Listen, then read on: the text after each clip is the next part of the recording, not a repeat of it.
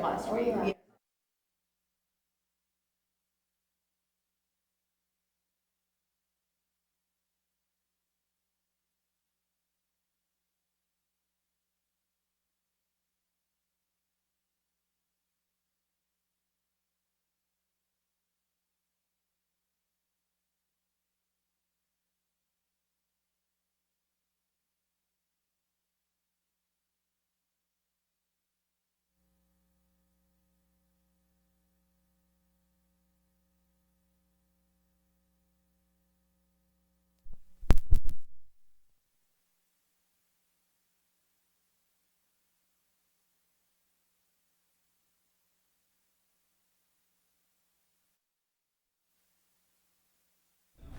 Ooh, I want power.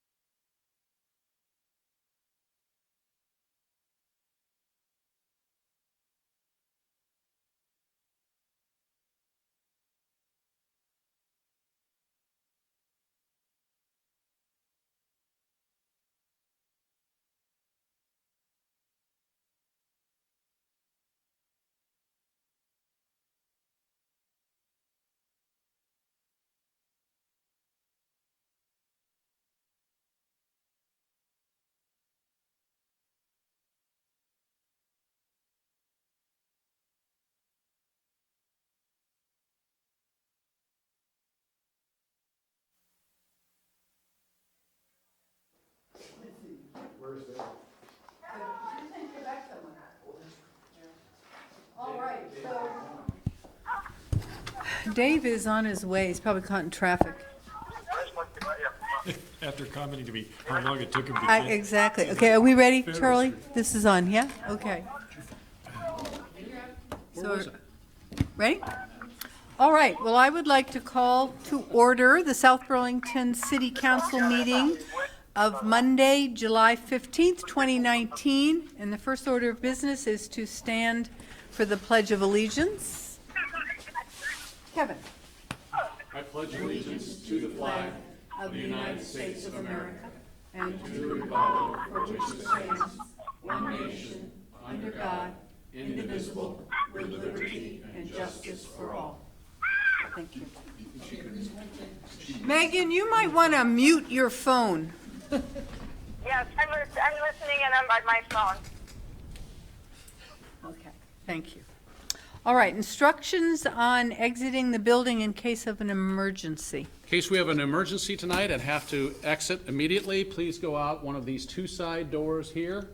Proceed out through the parking lot and gather at the parking lot around the side of the next building to the south.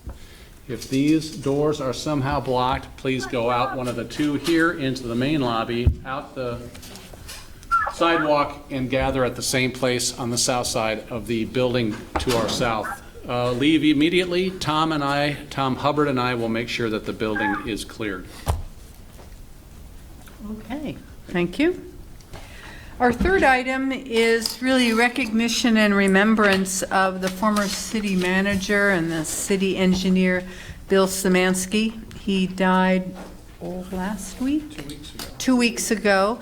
I'm sure you probably all read the lovely obituary and article in the other paper. He clearly was an incredible member of this community, and not only we remember him by a park being named after him, but we remember him for just incredible service and love of this community, and he really made an enormous difference. Do you have any? Tom had some comments. Oh, Tom thank worked you. with Bill and had some thoughts. Yeah, I did. Thanks, Kevin. I think, first off, I want to recognize Maddie and Lee for the great job in the other paper, because it told a good story, and it really got me thinking a little bit. Back in my recreation days when we dedicated Szymanski Park to him, everybody knew who Bill was. And a lot more know who Bill was through reading the paper. But I was thinking, when people go down to Szymanski Park now and they see the sign, Szymanski Park, they may or may not know who Bill was. Right. And it got me thinking that maybe we should put a plaque down there with a photo of him, and maybe of what the property looked like before, when Bill was doing all the negotiating that he needed to do to get us that parcel, and what it looks like now, and to tell a little bit of a story about who our first city manager was, because it was during Bill's term that we became a city and incorporated our city charter with the state, and just talk about some of the major accomplishments that he had, so that people are more familiar, and maybe place it along the walkway as you go up into Szymanski Park. And I'm sure if I worked with Holly and some of the rec folks, that we could maybe plan that as an unveiling, and have some specific activities down at the park that day that would attract a good crowd for us. So that was the thought that I had. Thought it'd be Let's make it happen. I think that's a really wonderful idea, and certainly in keeping with the amount of energy and time and commitment and leadership that he showed this community, or gave this community. Great. So that would be Pursue great. that. Super. So agenda item 4, agenda review. Additions, deletions, or changes in order of agenda items. Are there any? And I know this is 30-second interval, so Megan, do you have any? She's on. No. Okay. No changes. Yeah, there'll be lots of pregnant pauses tonight, huh? Okay. I'm able to follow by phone, so it's okay. Okay. Comments and questions from the public not related to the agenda. Are there any? Seeing none, we'll move on to announcements and the city manager's report. You want to start with any announcements, Megan? Oh. Come back to me. Let me Okay. refresh my memory. Thanks. All right. Tom? This morning I met with Peter Taylor and CSI Radar in our role as South Burlington Sextons. So we walked 2 cemeteries and we are just getting an idea. We're hoping to come to the council sometime this summer, late this summer, with just a general outline of some things we think that would be worth our attention. And we'll probably vet that through Tom or Kevin before doing that. But this company specializes in sonar. So we're just trying to get our hands around the technology that would be available to inventory the resting souls in our 2 city cemeteries. Nothing else comes to mind. Great. Well, I knew that was a good appointment. Where's the second? So the 2, one is Eldridge, which is right by the airport, and then the second one, you wouldn't find it unless you're looking for it. It's off Shelburne Road behind the Olive Garden. Yeah. Okay. And plots are available. Yes, they are. available. They're available. A dog park is not. Tim, do you have any?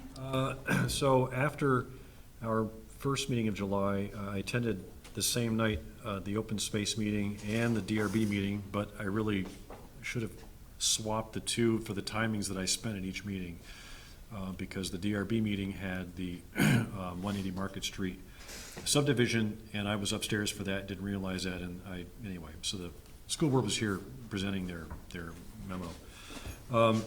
I then attended the planning commission meeting last night, and was there for the 4-3 vote to advise us, which you'll see later tonight, to not purchase the land. And I went to the Sobu Night Out, beautiful night, cloudy, so not too hot, right? Great music, great food. And I just came from the sewage diversion party down on Farrell and Smith Street tonight, where we celebrated the turning of the switch, right, to divert the sewage from the Eastwoods neighborhood to Bartlett Bay instead of going to Burlington. Great. Dave? Other than having joined the rest of you folks at the ceremony to open the new sewer system a few minutes ago, I've got nothing else on the fire in the last 10 days or so. Can I just add one thing to the event we just came to? Something that I hadn't seen in the press of what we had done down there. The 2 engineers told me that this is actually reducing the combined sewage overflow into Burlington. So Right. our redirection of sewer to the South Burlington facility and to our Bartlett Bay, where we separate our stormwater from our sewage, is helping Burlington's problem with the overflow over the past year that we've seen in the paper. So we're doing our part. That's right. It increases their capacity, and so that's another little effort by our city to keep the lake as clean as possible. Well, maybe we'll get a thank you letter from Burlington, right? Be great.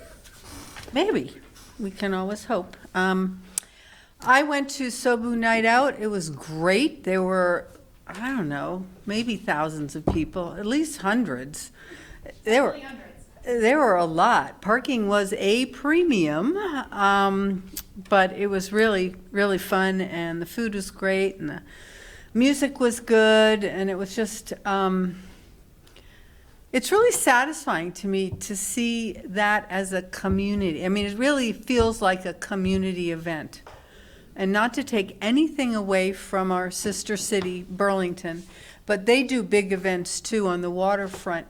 And I used to live in Burlington, and I would go to them, but it never felt like a community event, because people came in from all over, because it was, Burlington's big, whatever, beer fest or whatever it was.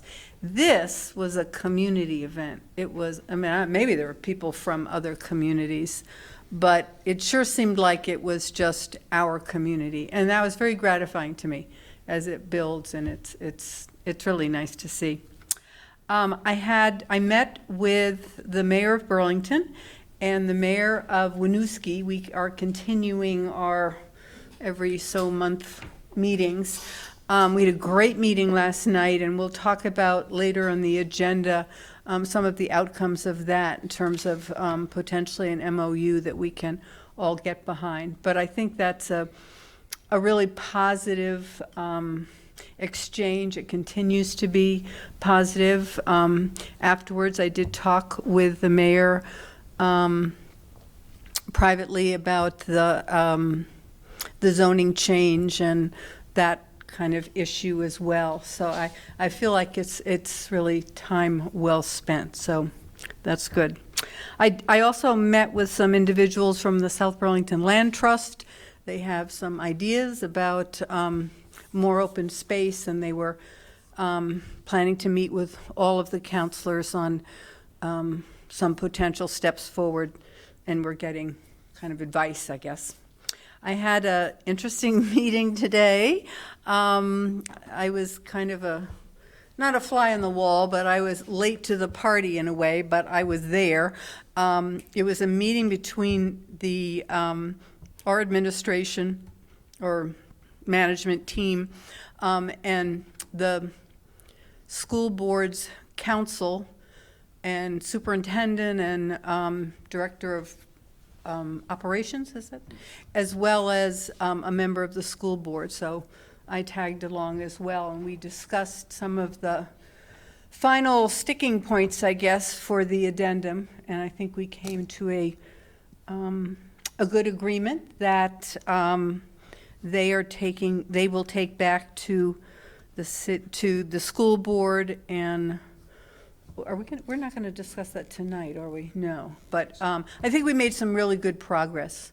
So I'm hoping they have some tentative meetings set up to give us the final okey dokey, and that's in the next week or so. So that is that's good. And then I was also toasting with everyone else our sewage diversion event with some wonderful chocolate milk. City manager's report. You want to go back to Megan? Oh, I'm sorry, Megan, excuse me. Thank you. Yes, thank you. You helped me remind me of some things. Yes, I met with a couple of citizens groups. One is the South Burlington Land Trust, and the other, let me just find that. Sorry, I should have done that beforehand.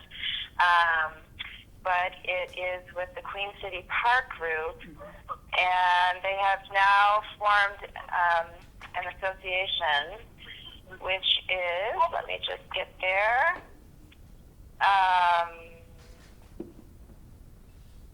Here we go.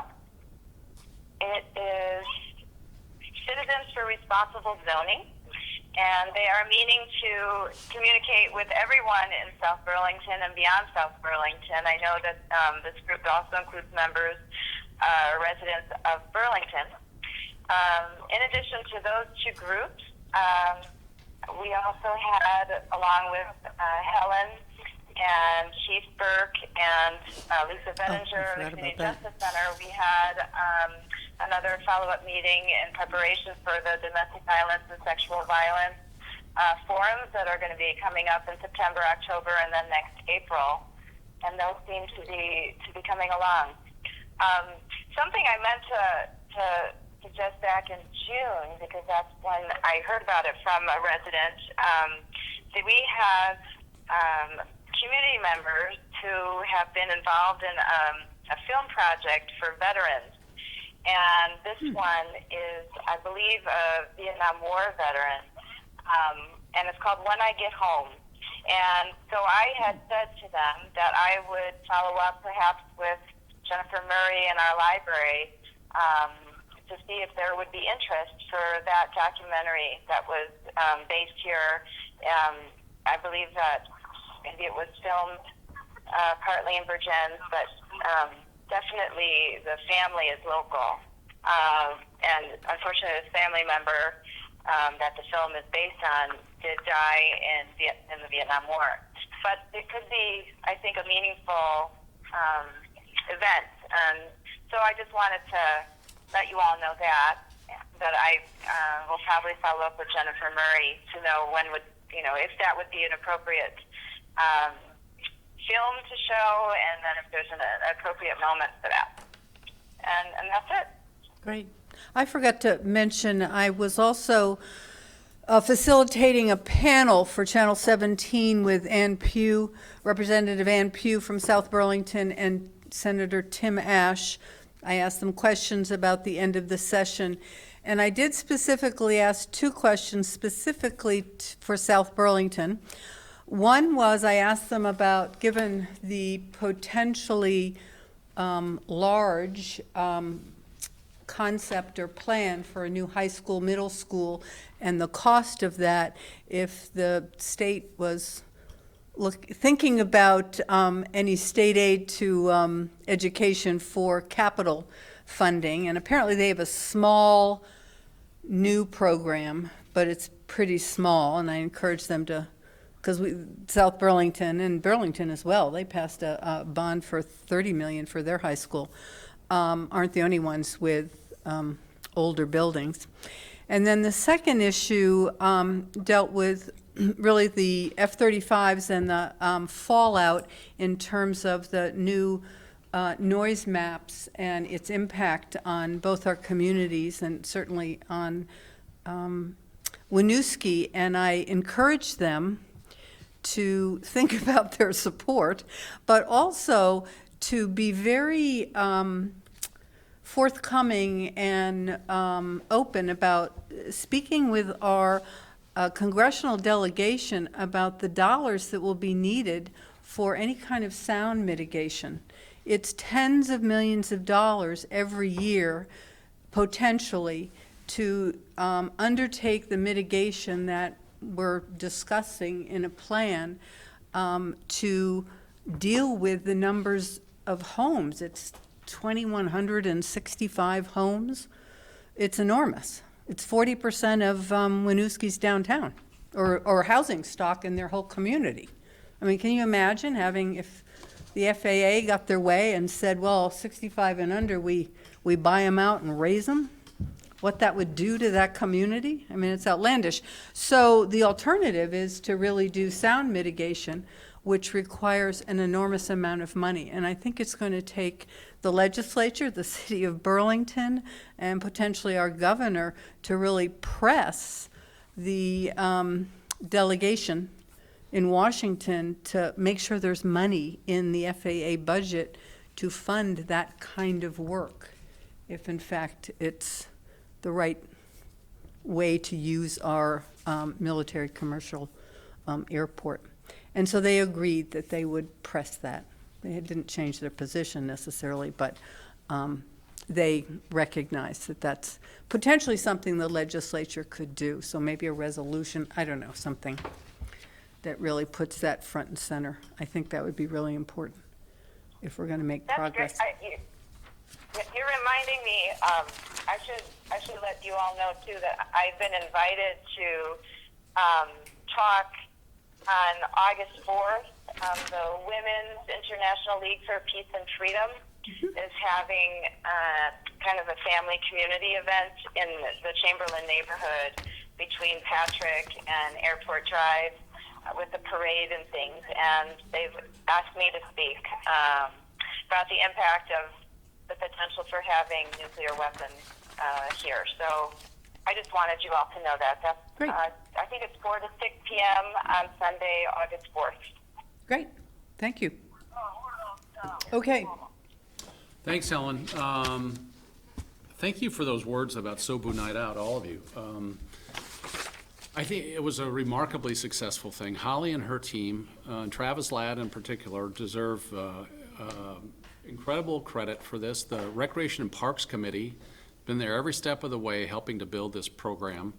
And I just look at the use of the facility on Thursday night. We had soccer and lacrosse, I think, both. On the east side of the arenas, there was hockey going on in the arenas. There was a baseball game going on. There were 2 games going on. There were 100 kids on the playground equipment up there. And then there were 13 food trucks and 1,000 people listening to some great music. The entire facility was being used, and there wasn't a place to park anywhere, including down Swift Street and in the churches across the street. So just a remarkable, remarkable event. Thank you to Jennifer, for your leadership on the committee, and Holly for your leadership among your staff. It's outstanding. We have 7 more of these. I know. So every Thursday night, go up and get some great food and music at the park. And you're right on, Helen. This was a true community event. It was fantastic. We have received a proposal for payment in lieu of taxes from the University of Vermont Medical Center. Tom's going to be taking a look at that over the next couple of weeks. I looked at it quickly. It's it's consistent with what they're already doing on their other facilities here. So when those 2 buildings at Tilly Drive went from private ownership to ownership by a not-for-profit, it changed the tax status. And normally, it would be exempt, but the University of Vermont Medical Center has a pilot program that we will get something from. Tom and I joined Chief Burke this morning and about a dozen of our police officers to welcome 2 new officers to our team. Oh, good. 2 young people, a young man and a young woman, who will be going to the academy in August. And 39 weeks later, hopefully, we'll be out on patrol in our community. 2 very impressive young people, and we're excited about having them on board.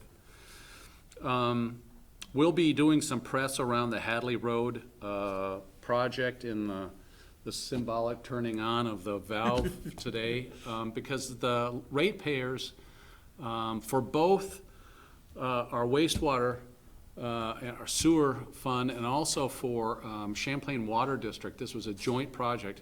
Ratepayers for both are going to see significant savings. In addition to the environmental issues that you brought up, Helen, and Tom, I think about the impact on the Burlington system, it's going to have a very rapid payback period, and then all the benefits of having reduced costs, you know, forever. So it was a great project. There were some bumps along the way, I know, with traffic, but in the end, great project. And in addition to that, if you've been down there, as the council has some great bike and pedestrian, mostly bike facilities now on that road, on Farrell Street and Swift Street. It's pretty neat. The mayor of Burlington actually complimented me on those, Oh, because he had ridden on them with his family last that's great. weekend. That's great. Yeah. They're very nice. On that path, he was really impressed. And just an update for you on the food bank. Tom and I and some others have been working on this project. Much of the demolition's been done, in construction. Other committees are working on food and on operations and so on. I think the group has hired an executive director. I think that's can be public now, Tom? Can we? Yes. Peter Carmoli, a South Burlington resident and former director of Meals on Wheels, is going to be the part-time executive director of and we are incredibly fortunate to have him and his knowledge and enthusiasm. But we're looking at an opening in September sometime, probably now. So anyway. Still thinking about a mural on the side? Possibly. We'd love to have a mural on the side. The building's only likely to be there a couple years. We'd hate to have a beautiful mural get demolished then. But yeah, we'd be interested in a I'll mural. send information along. Okay, pass it on to whoever you might know. Yes. That's it. Oh, good, okay. Item 7, city and school collaboration. Kind of an update on anything that's happening. And I mentioned the meeting I went to, where I think we made some progress on the addendum. Is there any other updates anyone has? I think that's the big thing. That's the big Yeah. thing. Good progress today. Well, the DRB did continue that application for the subdivision. Yes. Yes. Tomorrow? Yes. Is Right. it possible they could close that tomorrow? Yes, Is enough? I think we have a commitment that we can report that all of the differences have been resolved, so they can move ahead. At the staff So that's level, nice. and that one, and with the caveat that the school board member needs to go back and get the agreement of the other 4, and but with that, I think we're there. Yeah, I think that was good.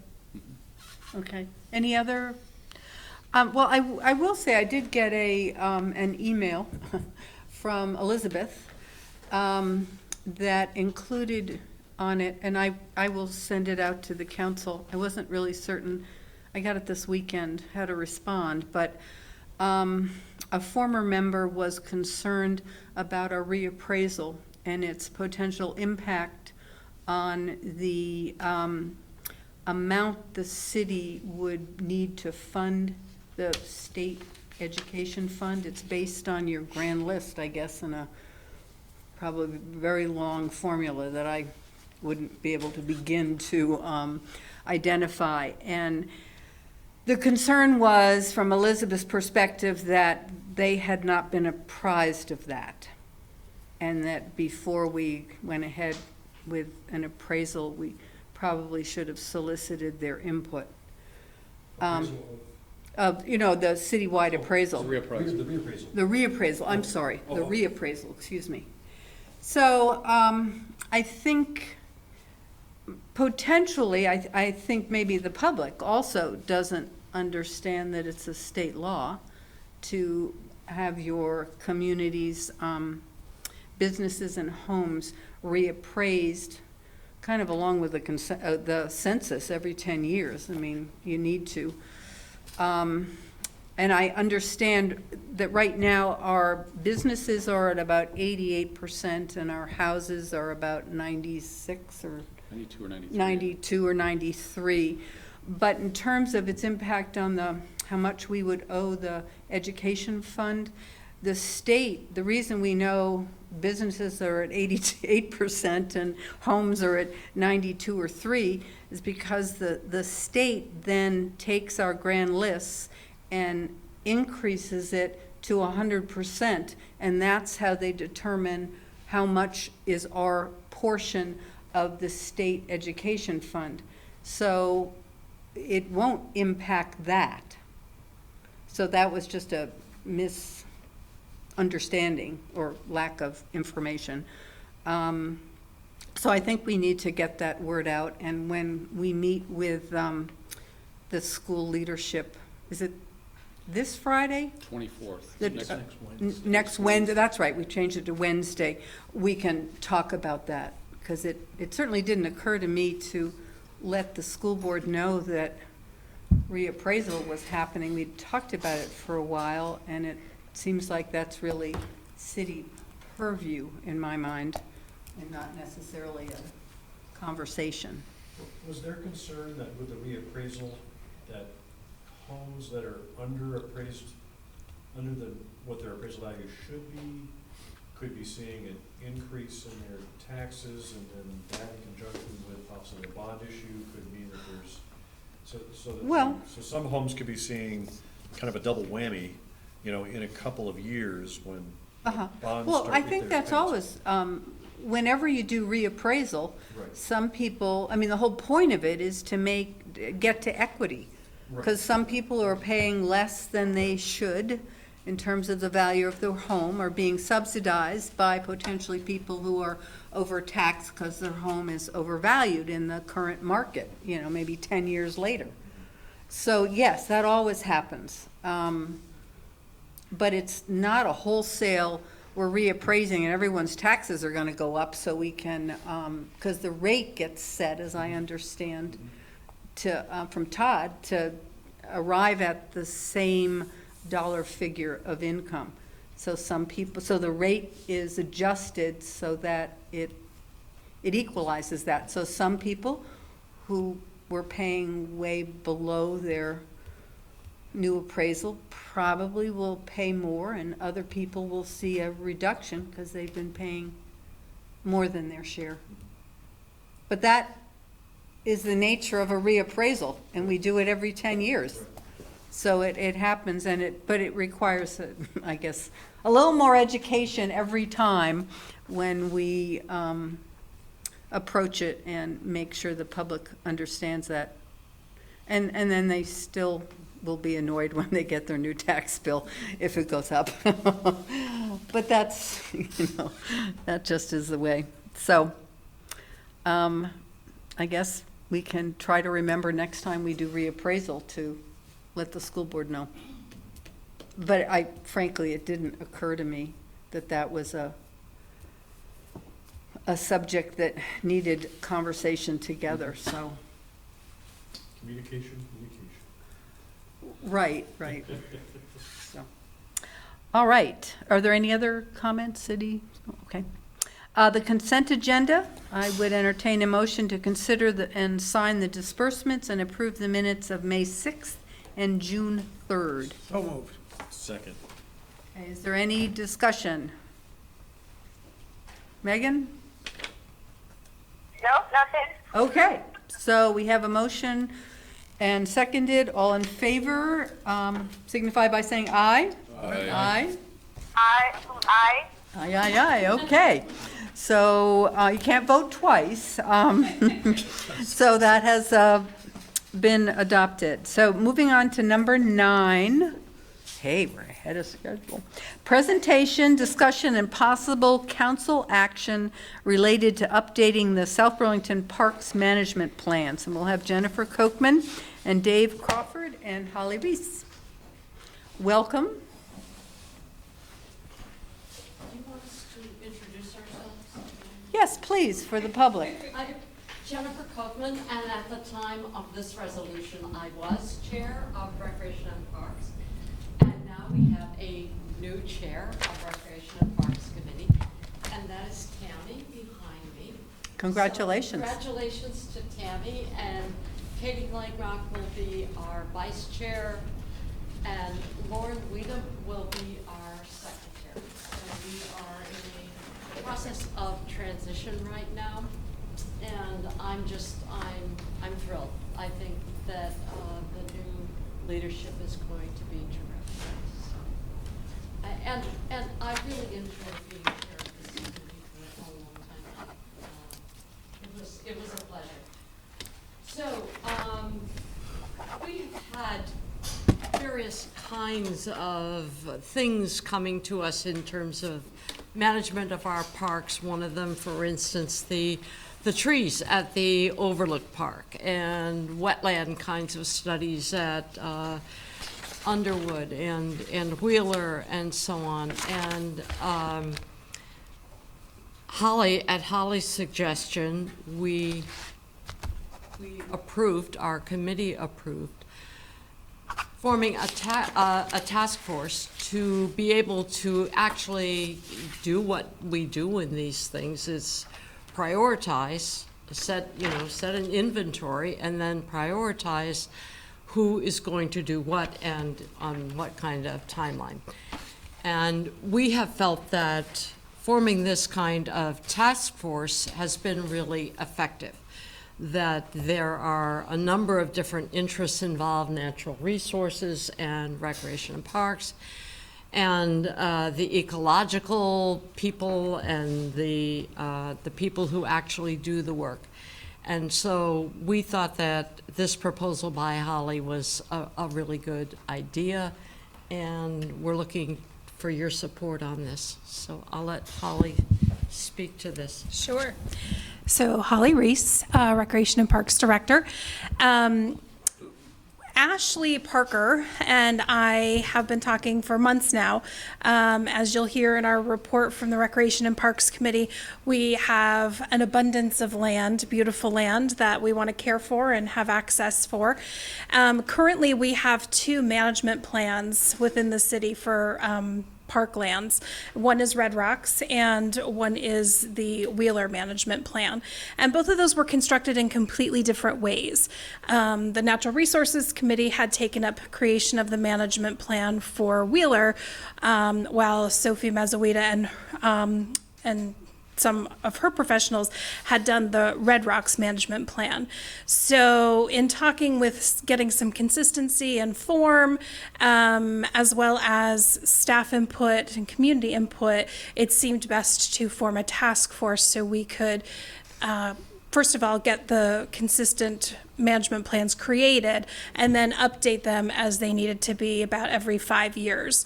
So the list that you have before you of folks that we feel would comprise that task force was created with input from staff and both the Recreation and Parks Committee and Natural Resources Committee.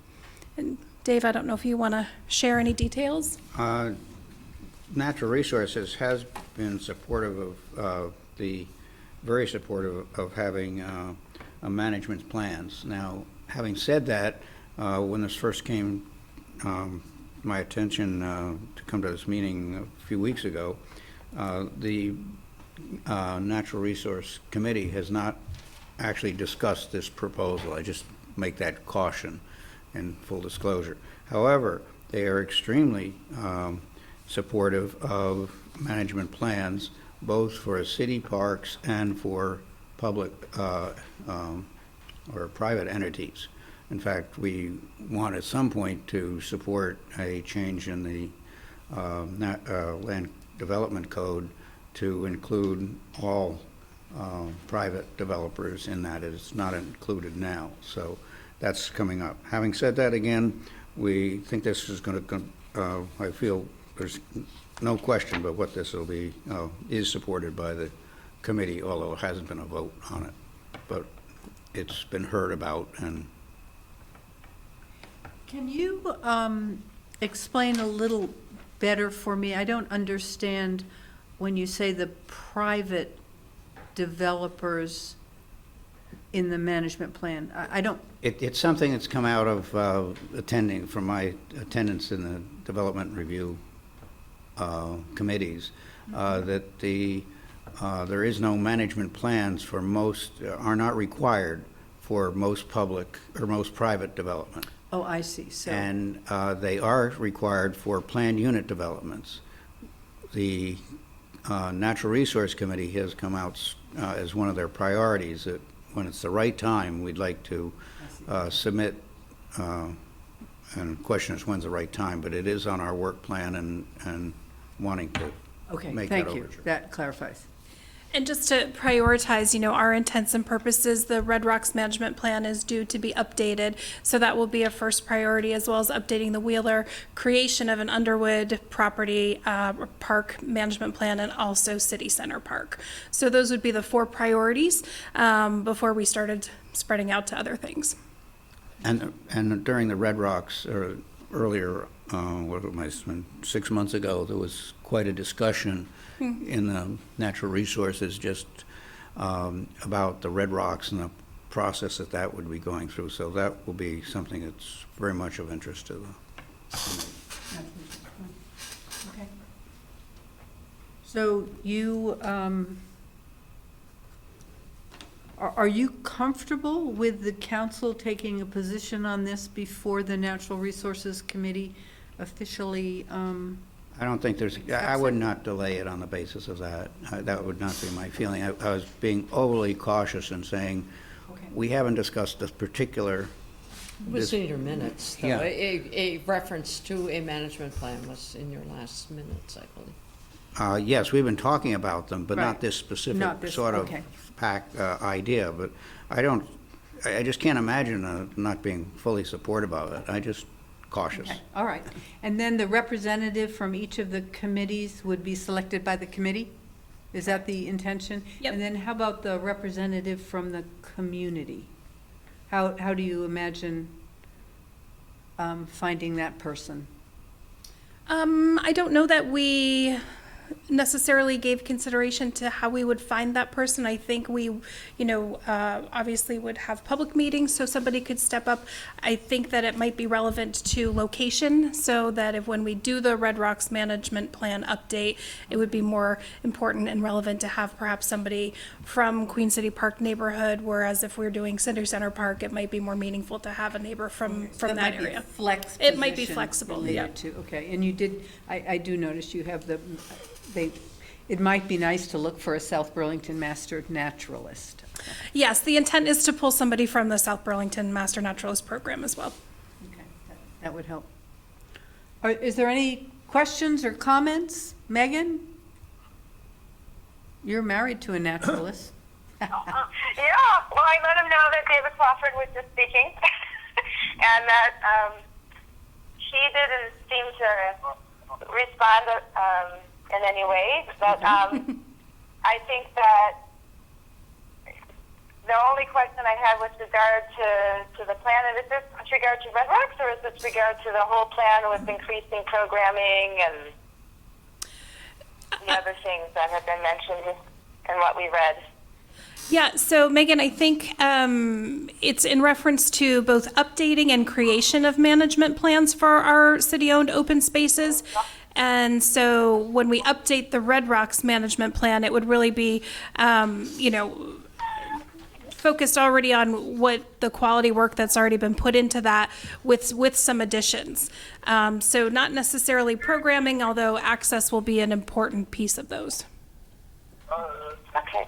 I have no comments. And I mean, with regard to Red Rocks, I think I've shared with Jennifer, who then shared with Holly. I've shared with Helen as well as with Kevin, and then Jennifer and Holly shared with Tammy that there was some concern about the Yappy Hour. And I think now that Red Rocks Park has been put on all of our radars with regard to the quantity of dogs and the dog waste in the park, I think that Yappy Hour is going to be discussed within the Recreation and Parks Committee as well as the Dog Park Committee. So that I think is worthy of a discussion and potentially moving it to our new dog park. But I think that's my only comment for now. Okay, thank you.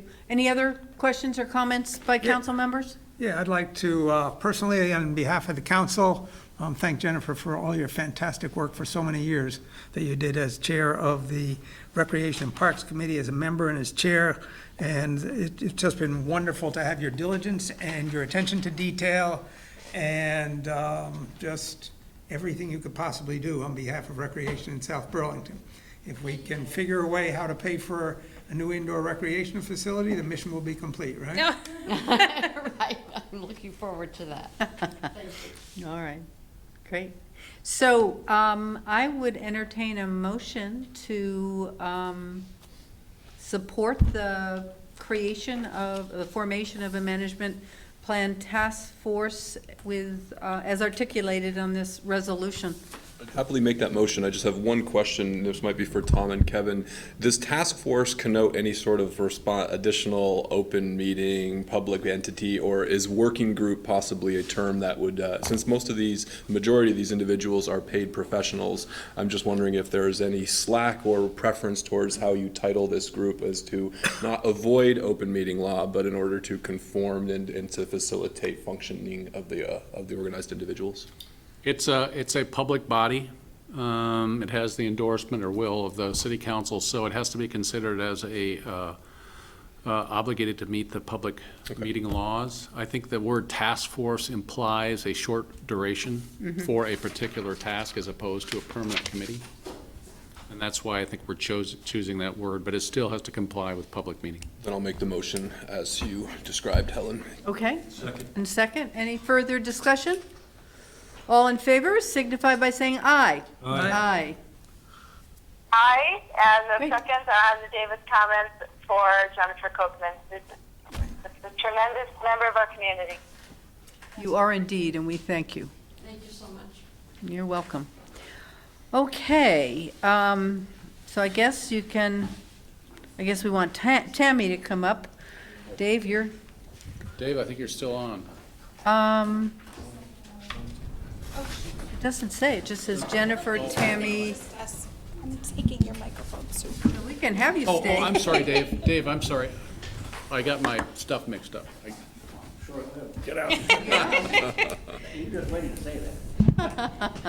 All right, so item 10 is the update from the Recreation and Parks Committee on current activities, and you sent us a wonderful report. So before we get started, and Tammy can certainly introduce herself, but I wanted to echo everyone's compliments and comments to Jennifer. Certainly as the newbie, she's been great at really helping me grow as a director and really helping the department grow. So I'm extremely grateful for all of her wisdom and guidance and energy and advocacy around recreation and parks, and thrilled that she's still staying on the committee, so we will still have that guidance and look for new and exciting energy from our new chair, Tammy. Thank Thank you. I agree that Jennifer was a great asset in the 1 year that I've been on the committee. She's been very helpful to me to learn more about the community since I was fairly new to this community, but I'm excited to step into her shoes with a lot of hand-holding. And I look forward to getting to know all of you a little bit better. So I think my portion of today is to talk about the NRPA. This is something that Holly has had her staff for the last 3 years enter data into this national database. We're still refining the information as we enter it, trying to figure out exactly what we should be entering and how it should look. And we've had questions every year about it, but the things that stand out year over year are the things that our mission is driving us to do. We need a facility for our community members to have a place to recreate. We need open space for them to be able to also get outside. So overall, in the last 3 years, the same theme has come through.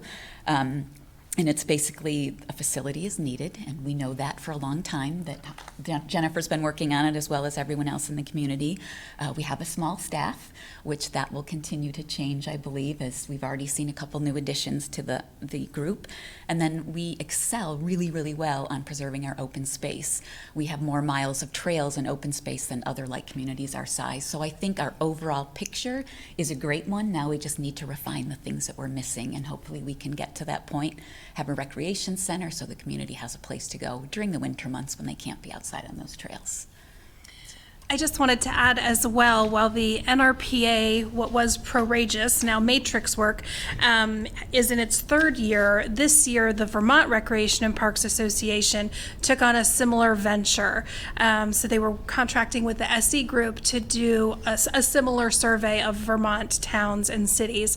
So we participated in the data entry of that, and we're awaiting the results. So that will, another step, confirm what we've long suspected, known, and confirmed through the NRPA results as well. So we're still waiting for those, and when we get those, we'll put them in a report and send them your way as well.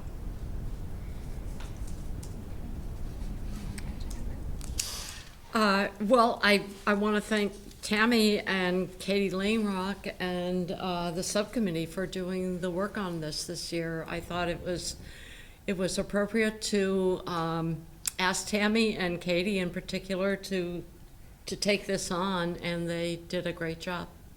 So thank you. And I think there is not that much change from the one that we brought you 2 years ago. We have done a good job with preserving our open space. Our budget in comparison to other communities is low. Other communities have program space and indoor recreation facilities that they can program in anytime. They can call it their own, and they have the use and governance of those.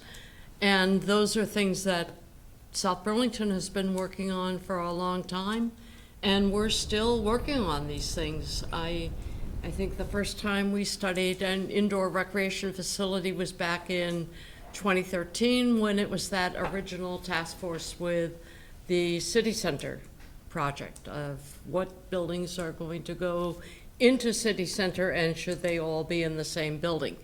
And that task force, after meeting 6 times, said all 3 buildings should go in city center and they should all go in the same building. And I think we've gone through, for a recreation facility, we have gone through 5 different proposals to get to this point where it's going to be, we hope, at Veterans Park. And to my mind, that is the best of all the options we've had so far. The arena, repurposing schools, Dorset Street. I think this is the best of all of those possible combinations. So we're looking forward to seeing this through. I wanted to just also update, you'll have the pretty version of the 2018 annual report. The committee is working, as you know, for the September symposium, so you'll see a lot of new information coming in that. But I did just want to update you on our staffing. So as you may hopefully are aware, we have 2 programmers now. So we have both Brett Leonard and Ben McShane. So we are putting together the next brochure, next magazine, which should be out end of August, early September. I think you'll see a lot more variety in programming. So we're really excited about that structure change and the energy that's bringing. Are you going to take us through the report or not? It's just a question, it's not a request. It was just, I didn't know Sure. if you had planned to do Tammy could, that. or Jennifer could, whoever. Or you want to just do highlights or whatever Highlights. you would like? Yeah, I read it, so.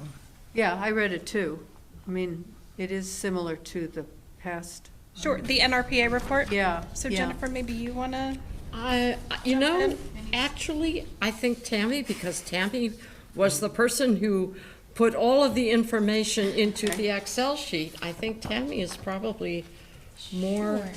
Anything that you think, sort of Well, I jumped think, out you know, at you, Tammy. the kinds of things that we've already touched on. We have a lot of trails. We have a lot of open space. We don't do a lot with our open space. We like to keep it natural, but there are plans in the works that we haven't completed yet, like the Underwood plan, like the easement on Wheeler and so on, and the conservation fund, when it went from half funding to purchasing and half funding to amenities and upkeep, when that committee, that task force met, they came up with $4.5 million of items that needed to be addressed in our open space. And we had $1.3 million to work with, and we sent you, and you approved the priorities on that of, I think the bathhouse was, building a new bathhouse was like the first one of the second tier of things after the other things. So the upkeep is something we are concerned about, just going forward on the plans that the city actually has participated in, like the visioning for Underwood, is something that we keep an interest in. City Center, the plan for that had a lot of people involved in making those decisions, and that has turned out to be a beautiful park. So, it feels to me as if for the 12 years I've been on this committee, everything is kind of a work in progress, and I see. Just like our city. Yeah, just like our city. So, when Tom was director, when I first started out on this committee, and I think we sent you a list of the things that we think we need to work on, and the list is pretty much the same as what it was 12 years ago. We need additional playing fields. We need indoor recreation field. We need program space, and these are things that city council works on, city management works on, our committee works on, natural resources, planning commission, part of this. It's all kind of, there are a lot of pieces to it, a lot of different actors in it. And so we just try to move these things forward. Tammy, do you have any additional comments? Just to piggyback on what Jennifer was talking about, I think that we just need to be very aware, and I'm on the IZ committee as well, so we're looking at all these parcels. We just need to be aware, and the work plans will help us do that, of what needs to be done in the future to preserve these lands and keep them in good repair for the residents to use. And I think that's going to be a big step moving forward for all of our parcels, all the pieces of land that we own and maintain. Council, any comments or thoughts? I just have one thought. You look at the numbers and from the national group, and we look like we're in pretty good shape in terms of open space and parks and a number of things, not staffing for sure, and not facilities, but the rest of it. But we still have certainly lots of people in the community who believe that more open space is important for whatever use, whether it's minimal or more trails or whatever. And I think someone could jump to the conclusion, well, we've done it. We have all the land we can ever possibly need preserved and in parks. But I think we have to remember that we also are a growth center in the ECOS plan, and the CCRPC certainly has identified South Burlington as the place to build additional housing. So when the population increases, then these percentages or ratios change, and we may not be looking as sweet as we look right now. So I think I would just encourage us as a community not to read this and just say, well, we've done that. We just need to build a facility and hire a few more people and a pool, of course. And It then did make it on the list, Tim. we have enough trails or whatever, because I think a lot of this recreation decisions that the community makes are reflective of what this community values as recreation, which might be a little bit different than a national roundup of data that says the optimum number of, open acres for a community of 20,000 is X. And I'd like to think that we have a broader view of what is appropriate amount of trails, open space, athletic fields, maybe. I think you're right, and I think that part of what South Burlington treasures is our views and just being able to take a drive and go past, like driving past Underwood and the views of the lake. That is part of who we are, and conservation is one of the pillars of recreation and parks. I want to say one more thing. We have a really good staff, and they work very hard, and we can't praise our staff enough. I mean, these are dedicated people who put in extra thought and time and really devote themselves to the department. So, And I think they're very creative. I mean, we used to have a lot of different kinds of activities with children, and the school has sort of taken that over. So you recreate what you do and you recalibrate, and I think you are working really hard and quite successfully at meeting some of the demands, different new demands of the public. So keep on trucking. Any other comments, thoughts, Tim? Just to add to what you were saying, as the population of the city grows, I have a feeling that that ratio of per capita open space, it's going to probably remain a little bit constant, or maybe decrease in a minor way compared to the disparity of the actual concrete, recreational facilities per capita. Yes, I would agree. Right. In fact, maybe the open space thing actually gets worse. Not gets worse, but I mean, the number gets larger. I mean, as time goes on, depending upon how open space acquisitions, start to flesh out. But I think that we're looking at a significant population increase, right, with City Center, with a few other developments and redevelopments. So, and that's just going to keep, I think that's going to keep going. Right. So I think it's important that we focus on the disparities in the concrete facilities. I think I interrupted Tammy.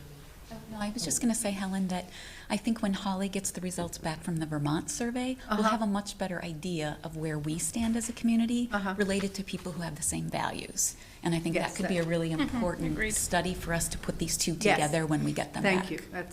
That's probably very true. I just wonder if sometimes there will be, the desire for open space might be at odds with the funding for concrete recreational space. We have to keep that in mind. Well, that's always a Right. balance. Yeah. Don't we There's a argue balance. about that all the time? Well, I know it. So, Yeah. there are two separate forces in the city that want to go hard in each direction, so just keep that in mind.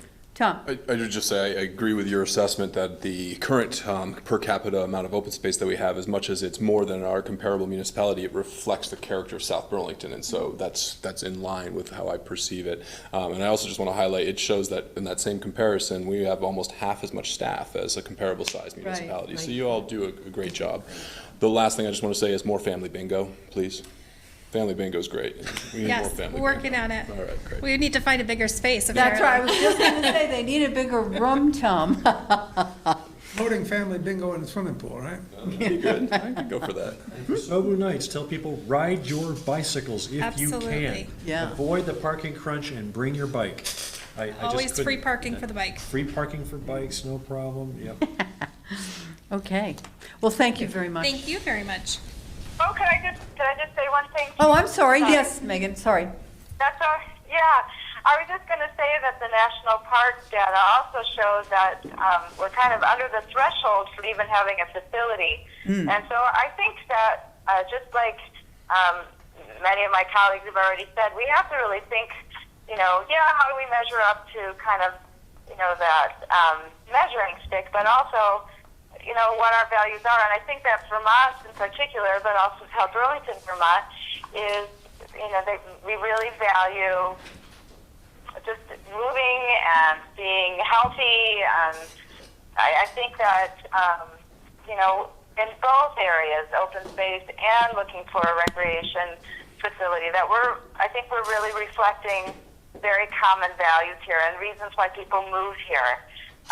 Same with our bike paths. This is something that makes our town and makes our region very attractive. So I think if we're beating national averages in some of these things, it's to our benefit. So that's what I wanted to add. Great, thank you. Thank you.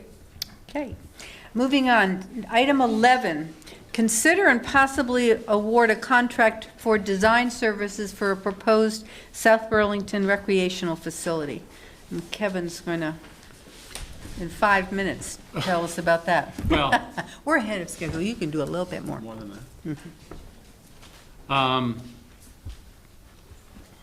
So the city put out an RFP back in June for design services for the proposed indoor recreation facility at, now planned to be at Veterans Memorial Park. We had 6 design firms respond to the RFP with their proposals. We winnowed those down to 3 firms last Thursday.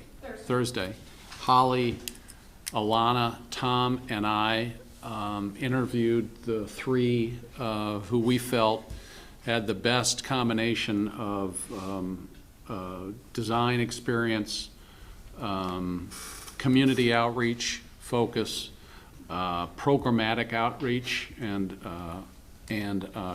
price for the bid.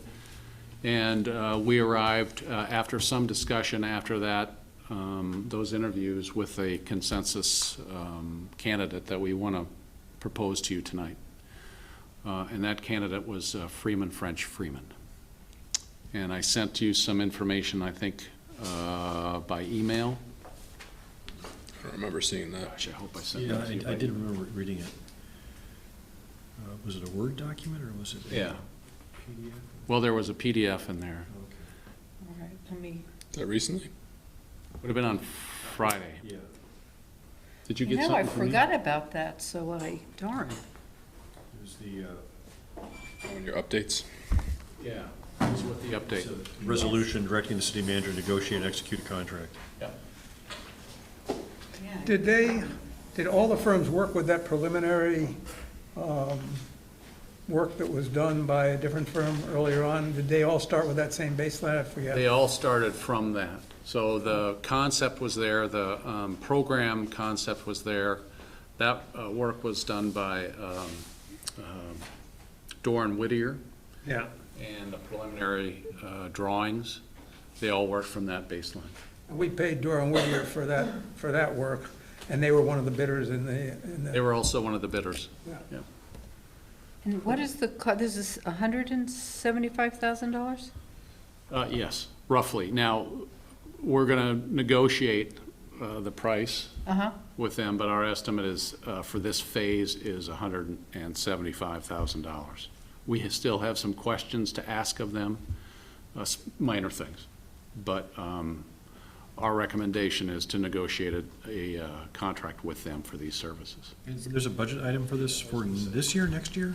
This will come out of recreation impact fees, and it is in the CIP as part of the design. Of FY20, current fiscal year.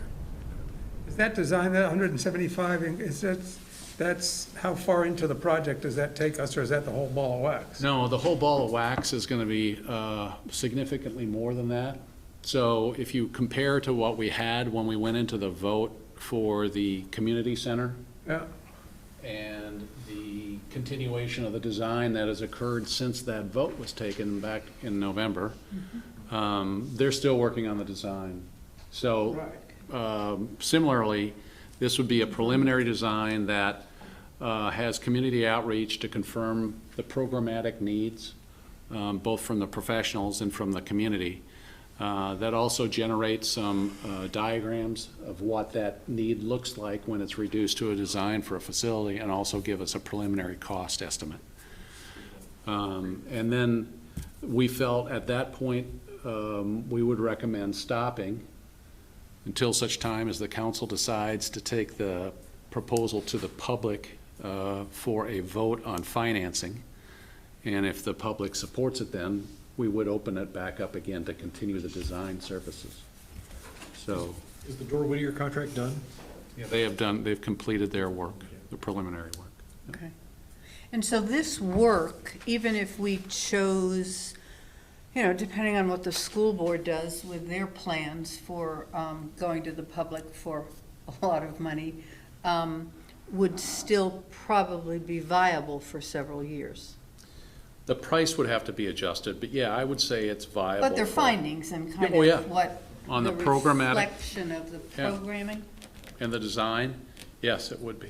Okay. well, and being perfectly transparent, I mean, the discussions each of us has had the last week with the land trust, they consider, they think perhaps preservation and purchase of open spaces may warrant priority over funding for the recreational facility. I mean, ideally, we can figure a way to do both, but I'm a little concerned about that. Well, we have a dedicated fund for the purchase of Yeah. open space. Not a whole lot in it at the moment, though, is there? There's not a lot. Yeah. It has been invested. And the most recent investment is about to come to fruition, a small, I don't know if we're going to talk about that at this point, but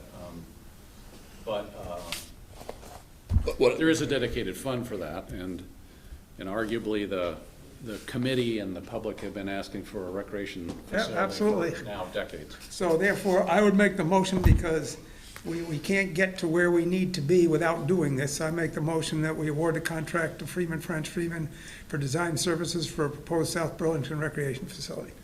And authorize me to negotiate the Yeah. contract. I'll second it, and then I'd like a little discussion. Yes, yeah.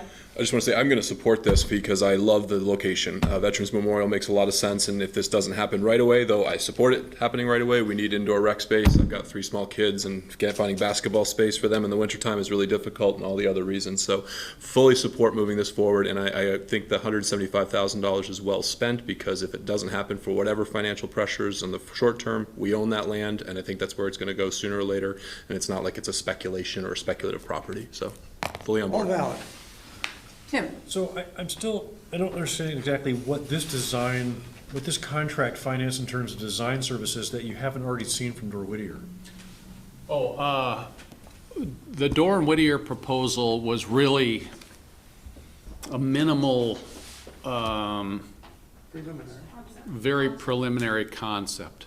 This will get more of the detailed design, not a complete design, that's to come later, but it also confirms through the public outreach process, will confirm the public needs and the programs that we hope to deliver there. 5 years ago, we may not have had an accommodation for pickleball. Well, now we absolutely need to have an accommodation for pickleball, don't we, Madam Chair? But, and so it's gonna, part of this is public outreach and a lot of it is design, but it's very preliminary. So we had, when we went to the voters in November with the community center, you had that visual and you had some sense of floor plan. But since that time, of course, there's been an enormous amount of design work that has been going on. So this is the next step in the design process. What other design work has been going on?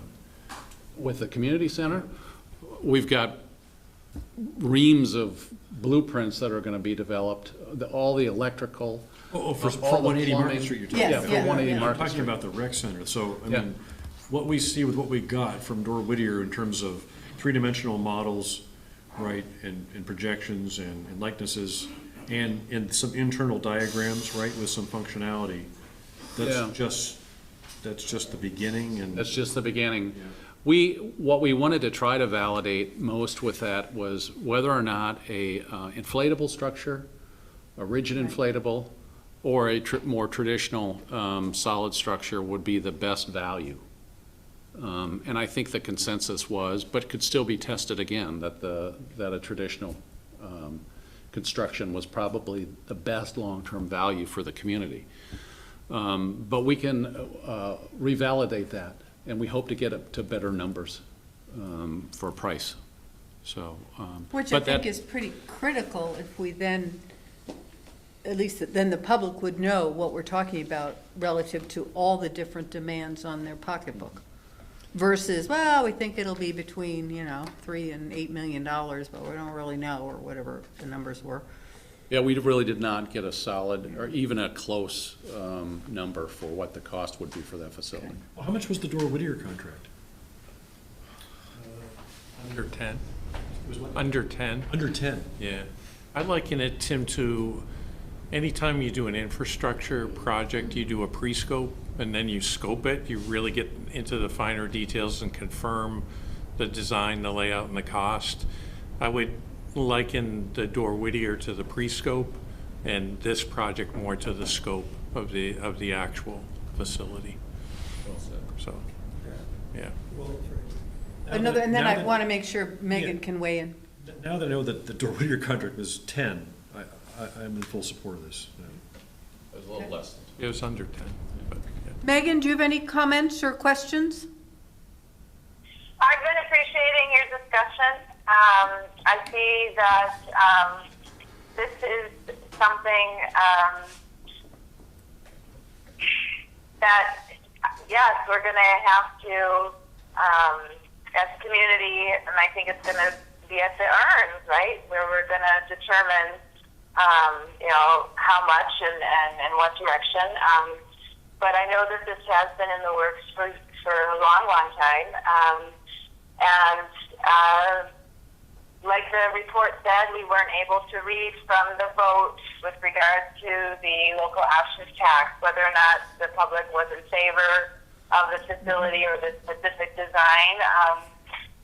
So, we'll take it step by step. I see that the initial investment in the plan is, not necessarily locking us into, something, but we'll see how this unfolds. So. Okay. Any other comments? Let's go. I just have one, and that is just a concern that how this will be perceived by the school board, given the work that they are doing and their visioning.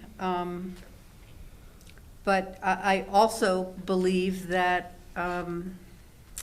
we've done a lot of work as a community and had lots of discussions about the need for recreational facilities. So this isn't kind of a shot in the dark, and it shouldn't be a catch them unawares, but I just recognize the sensitivity of this moment when they are really grappling with what they're going to present for a new high school or refurbished schools or whatever it is they're going to come forward with.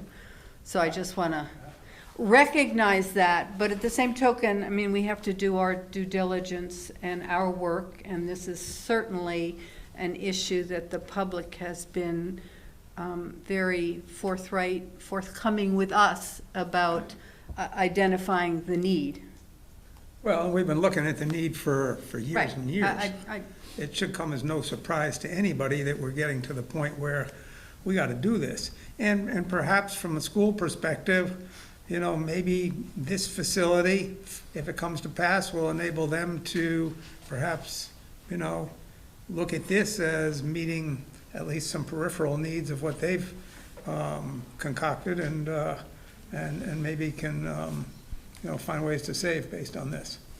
Well, I hope they'll take part in the conversation with the Well, I public, hope. so that some of those identified recreational or athletic needs Yeah. for students Might be met here. potentially can be realized in another facility. I just wanted to recognize that there's Very some appropriate. sensitivities out there that are very real, and, you know, we need to voice them and appreciate them. All right, so we have a motion that's been seconded to go forward with this, having you negotiate for this contract. If there's no further discussion, Is there a cap on the amount of money to this in terms of negotiation, or are you certain that that's the amount? We're in the neighborhood, very, very close Very neighborhood. close to the neighborhood. Sorry to interrupt, I'm sorry. okay, that's fine. No, that's a good question. All right. All in favor? Aye? Aye. Okay, thank you. What's your timeline on this? I forgot to ask that. Fast. No, we'll start right away. Item 12, council interviews and possible appointment to South Burlington boards, committees, and commissions. And we have an opening on the Affordable Housing Committee, and we have an applicant, Paula DeMichel? Oh, DeMichael, oh. Well, so please come forward, Paula. I agreed, since it was so close to all the other appointments we made, that it was okay to extend this, that people wouldn't be annoyed.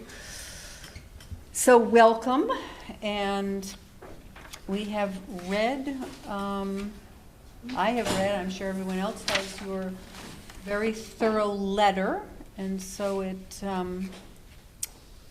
from reading this, it sounds like maybe you can just say in a few words so the public knows why you're interested, and you bring certainly some real life experiences, as well as some you know, public experiences to that role.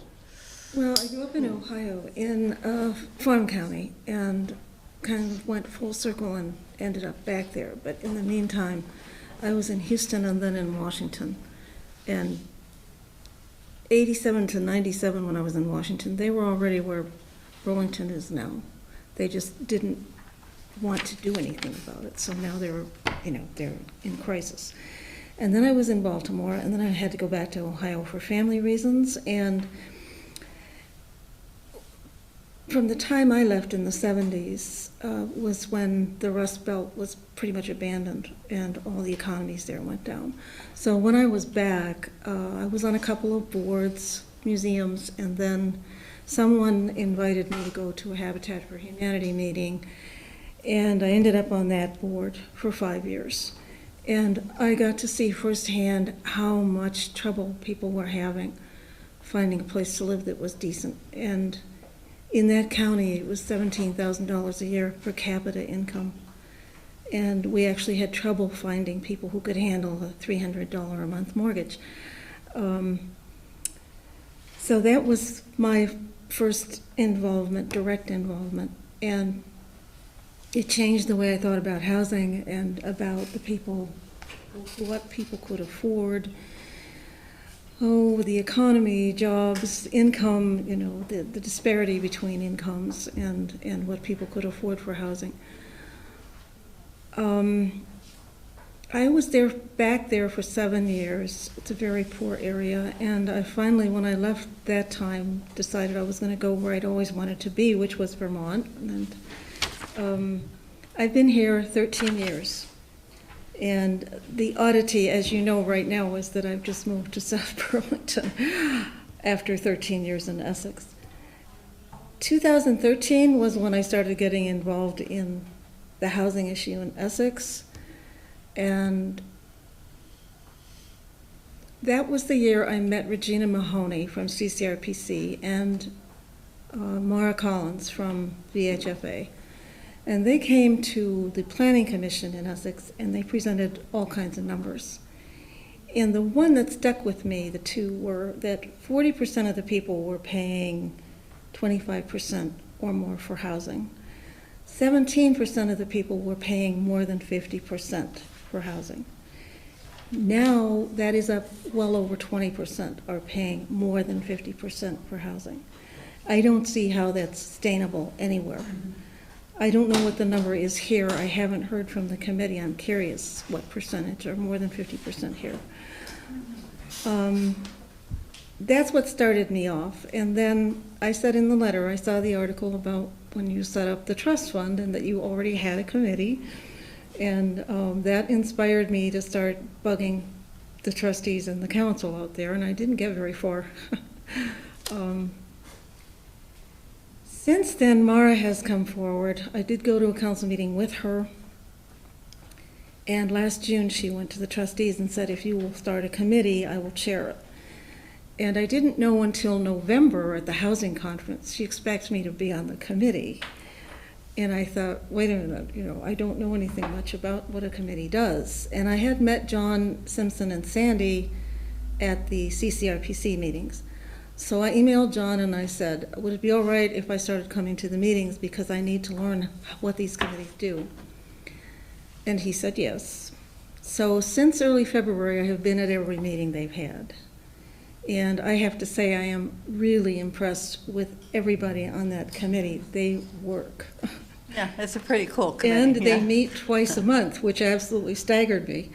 But, and three of them at least probably should be considered grandmasters in housing. It's like inclusionary zoning is like a chess game. I don't understand more than about 25% of it. So, but I have learned a lot, and that's what I told John. I sit in the meetings. I very rarely say anything because I'm not a committee member. And I told him I came there to learn, and I have learned a lot. I've learned about South Burlington to some extent, because we do get into things with the code that are related with Planning Commission. But there's an awful lot I don't know. Obviously, I'm going to have to learn it. I've learned a lot sitting here tonight about what your community's concerned with.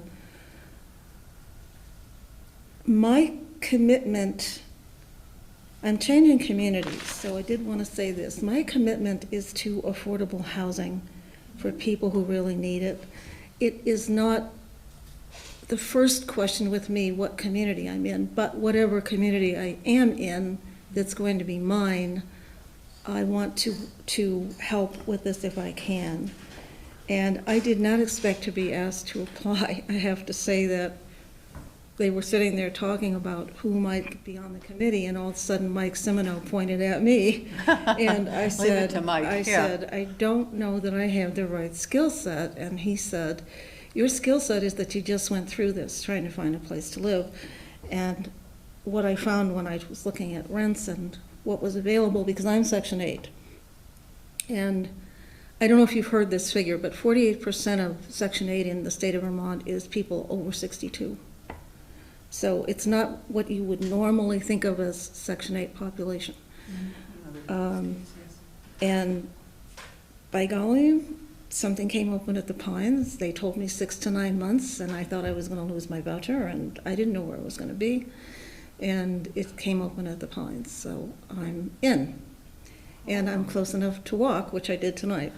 So you know when the committee meets, how often, so that doesn't scare you away? Oh, no, I'm retired. Okay. That's not an issue. I have been taking, in fact, the big issue when I wanted to go into the committee was how I was going to get here because I don't have a car.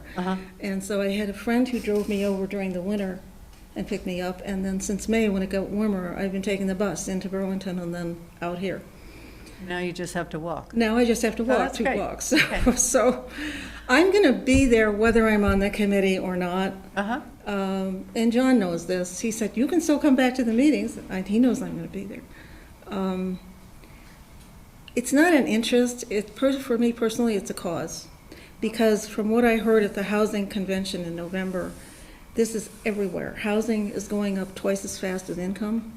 It's not just California and these odd places where it's extreme. It's all over the country. Okay, well, it sounds like you have the passion in your belly and some experience. Are there any other questions? She's attended a lot of meetings already.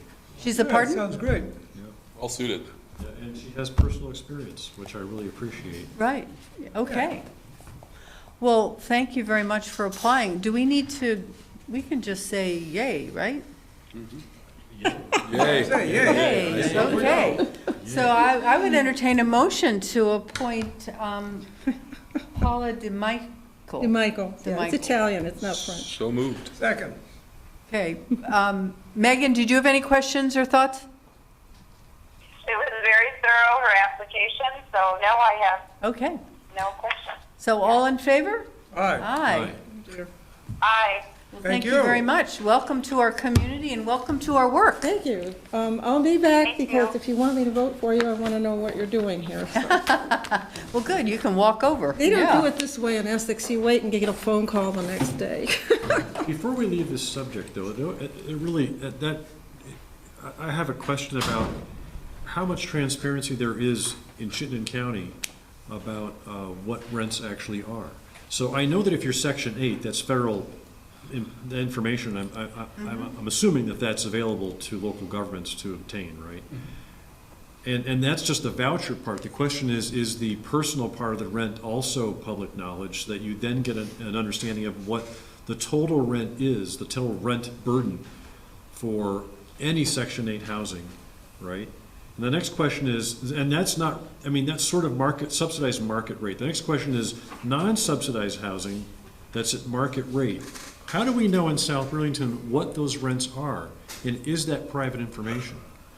For those properties that receive landlord certificates to the state for application for a renter rebate claim, there's a document created by the landlord that's filed with the state that says what the rent is for that household. The question is that considered to be private and confidential information or not? The income tax part of that I can see should be, because it indicates some money that the person got back. But the renter rebate, that's a question I have, is that really private or not? And if it's not private, why can't the city have that information? And then the next question is, how do you find out what everybody else is paying for rent in let's say in South Burlington, especially on East Terrace, right? Especially for all those homes that are rented by the students, you know? I'm just asking that question in general. If you really want to get a picture of what the rental burden is, it'd be nice to know what every rental property is actually charging for their property. I can comment from what I've heard at the meeting, and because I know Mara Collins, I believe the VHFA database that they have now is supposed to have that kind of information on it. But even for like the private, rental That I agreements can't between answer. like students and property owners? But VHFA, Leslie Black Plumeau was on the committee. She works for Mara. She would be the one to ask. Well, those are good questions, and I don't know, I mean, how confidential is a rent? I don't know. I don't know either. Is it because it's a private contract between two Even a renter. parties? No idea. Thank you. Thank you. Well, maybe those are questions we could Very good ask the questions. Affordable Housing Committee to I'd love see to if they see, can find out and develop some data for our community, so we do have an idea. Okay. All right, item 13. Council consideration and possible action related to proposed changes to the South Burlington official map and the possible purchase of property. And we have a letter from the chair of the South Burlington Planning Commission that basically they said we shouldn't purchase the property for that roadway in City Center. and that they have tasked one of their subcommittees to the form-based code subcommittee to review that and make a recommendation for what other avenues we should explore, changing the map or. So I don't know if there's any action that we need to take tonight. You have to decide whether or not you want to buy the property. Oh, okay. Well, they're recommending that we don't buy it.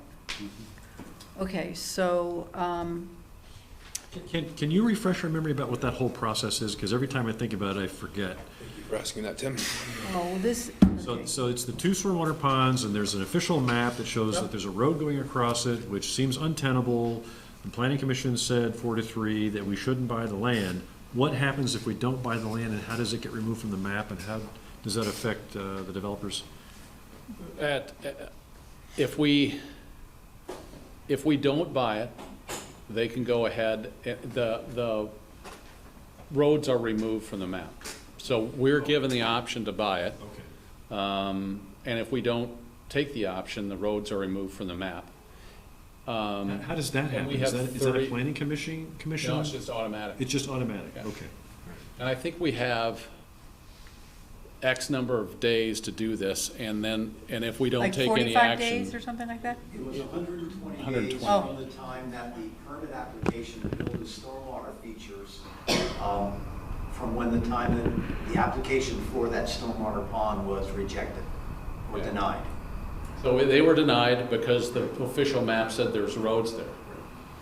So now we have the opportunity to buy the property from the owner, which in this case, and if we do buy it, you can do that. The planning commission is suggesting that that's not a good idea. So I move that the city council plan to not purchase that property that is an official road on the map, the city map. I can second that, and that's just discussion. You have something to I discuss? just want to say, for the public at home, we're talking about connecting San Remo Drive to Garden Street, which doesn't, as my limited planning expertise, lack thereof, doesn't seem like a necessary flow of our city streets. And also Market Street. And Market Street, so. It actually, it connects from San Remo Drive through Garden Street and into a section of the Blue Mall, the back corner of the Blue Mall. That's that segment of the road that is being asked to be removed from the Right, official map. because it's mostly wetlands. It doesn't seem like a critical road component for that area, so that's why I support it.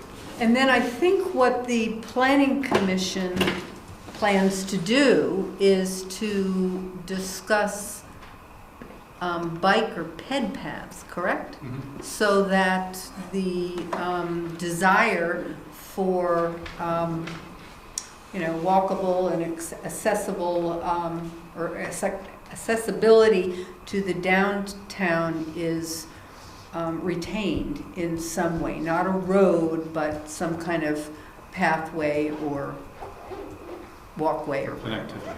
So I think that's what they will be discussing, how to, does that have to get added to the map, the walk pathways? I don't know. Yes, Tim? I believe Okay. what they are discussing is, should they add something to the official map? Map. Or is there just a negotiation Okay, process with the okay. developers? So that's what I guess the form-based code will add to their subcommittee, to their conversations. Correct. So are you?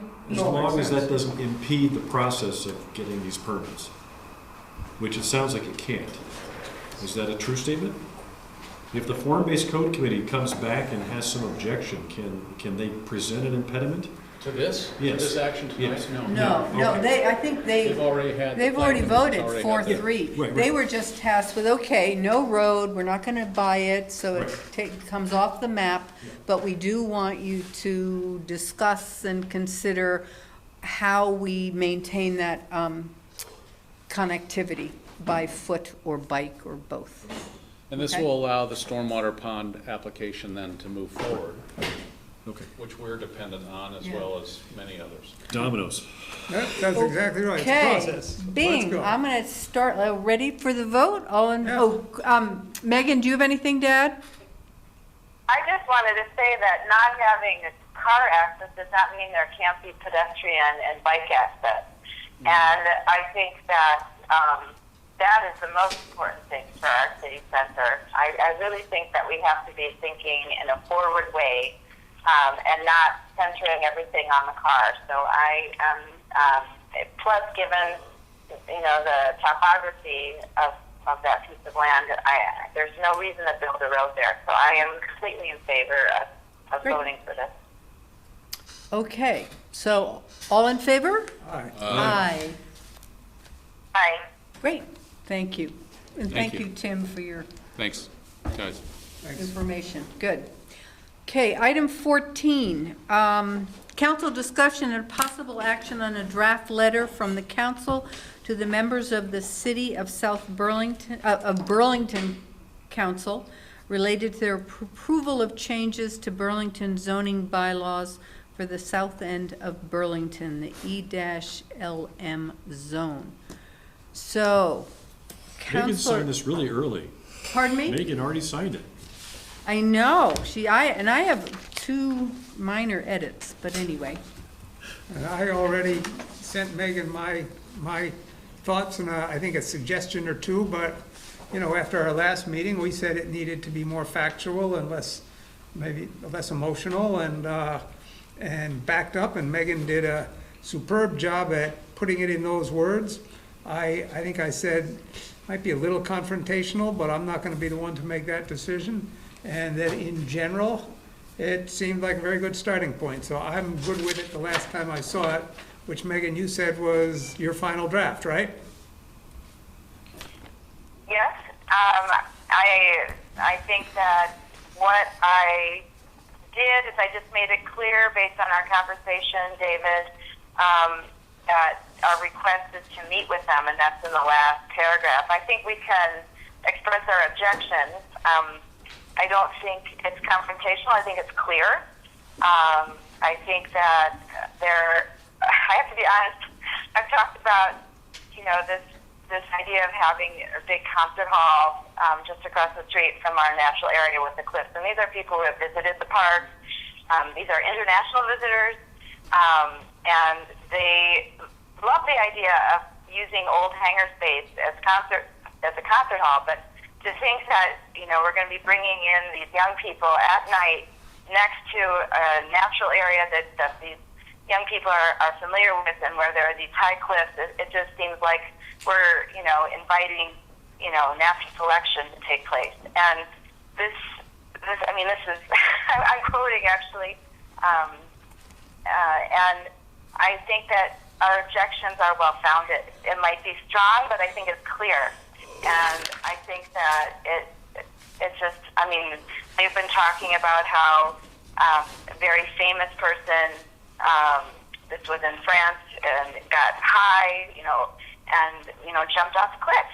There are people who do things in, a state that is inebriated or that is altered that they wouldn't do in their right mind. So we have to really be careful about zoning decisions.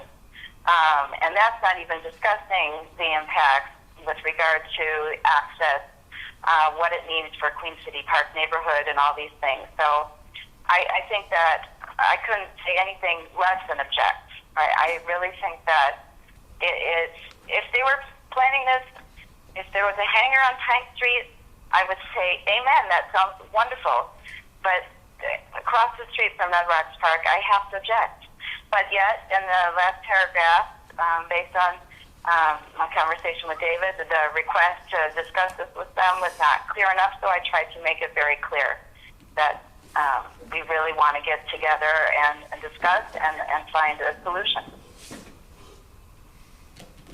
I don't disagree. I have 2 tiny edits and I will tell you that when I met with Moreau, I told him we would be sending a letter with a number of items and sort of laying out our concerns.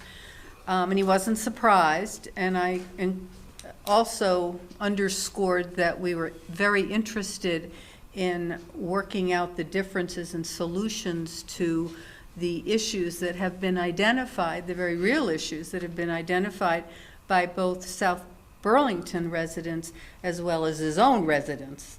and that it didn't seem as if they had been heard fully. Just because I think you attract more, I don't know, bees with honey, then, because he did note to me that he thought it had gotten, and I agree, a little testy, trying to discuss these things through the media. And as well as the media, or as hard as the media works to articulate everyone's position, it's hard not to focus on kind of dissent or the differences, and make it a little more sensational, or I don't know what the right word is, than it needed to be. So I would suggest in the second paragraph, where you say, "We object to the fact that no Burlington official responded," I think it would suffice better to say we're disappointed that no Burlington official responded. Because in reality, I called the night of I called 3 people. I got through to someone in Moreau's office, but it was Monday afternoon. So I was late to the party. And one of the counselors' inbox was full, so I couldn't leave her a message. Another didn't answer the phone. No mailbox. It just it rang and rang and rang and rang. So I'm not sure we gave enough notice to really stop this train. I disagree. I think that Councilor Chittenden, he wrote Friday morning. I wrote Friday early evening. These things come out within a certain number of hours, and so I don't think that we were slow. And I was told by the chair basically that he hadn't read the email, which I think once a public meeting notice comes out, you should be prepared to receive feedback. And I'm happy to say we are disappointed that's fine.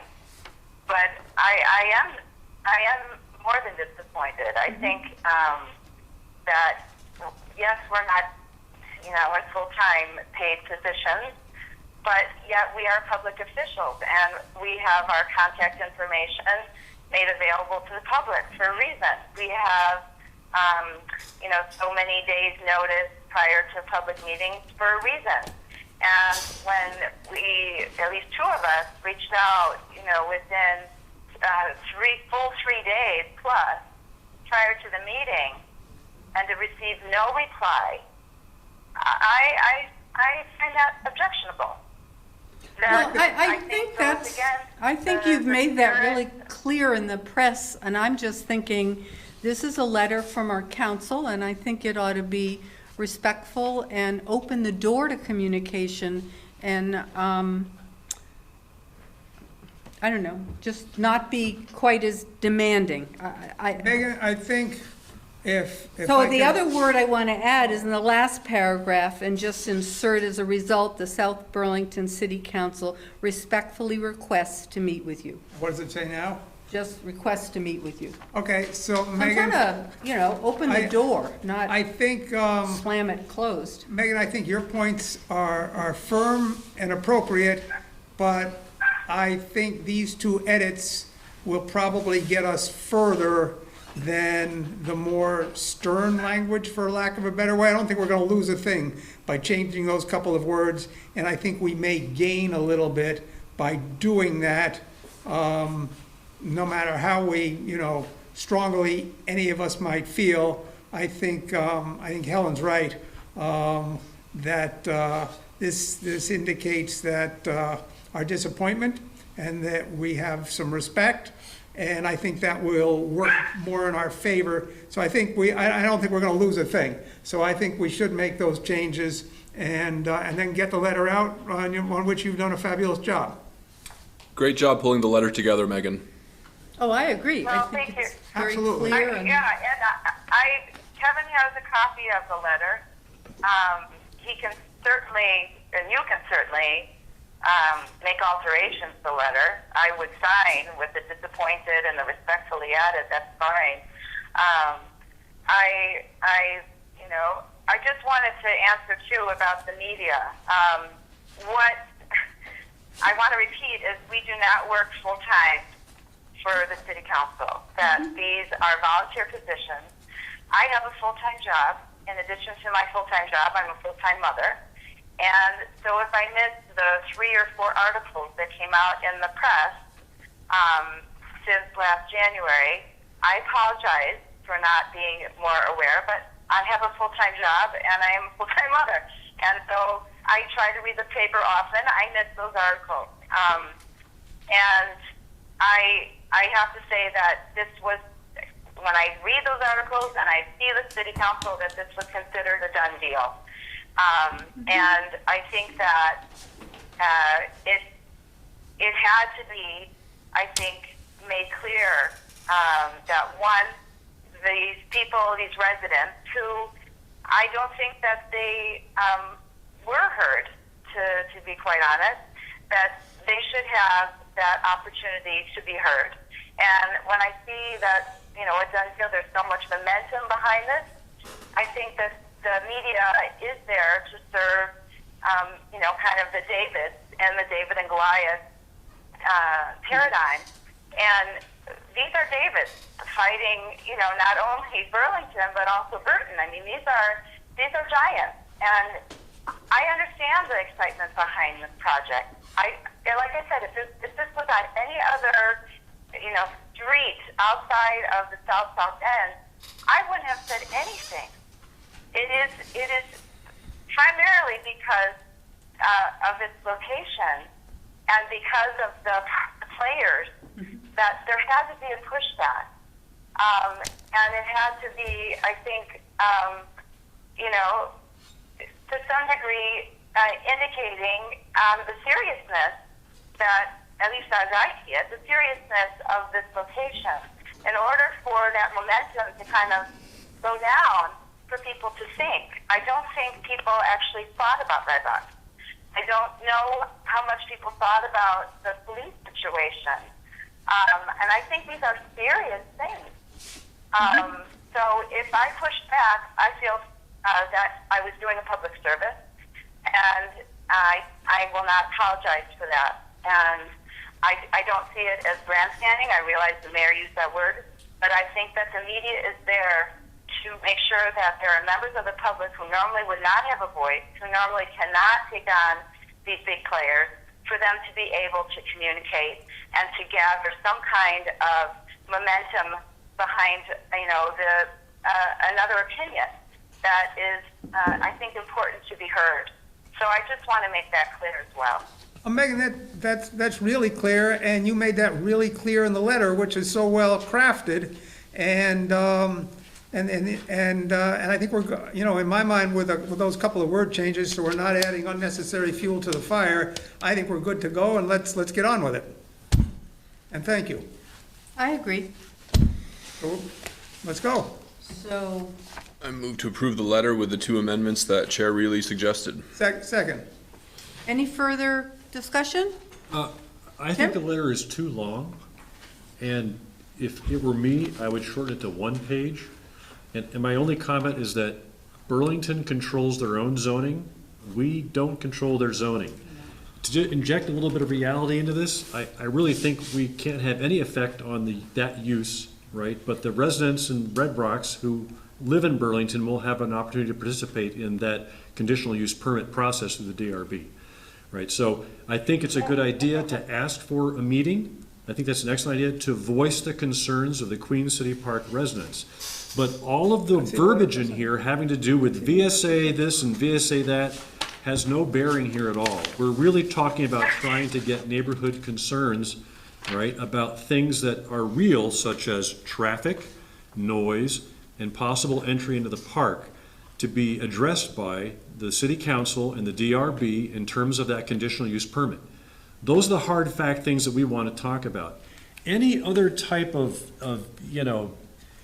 just like there are so many things in here that try to predict a future that you can't.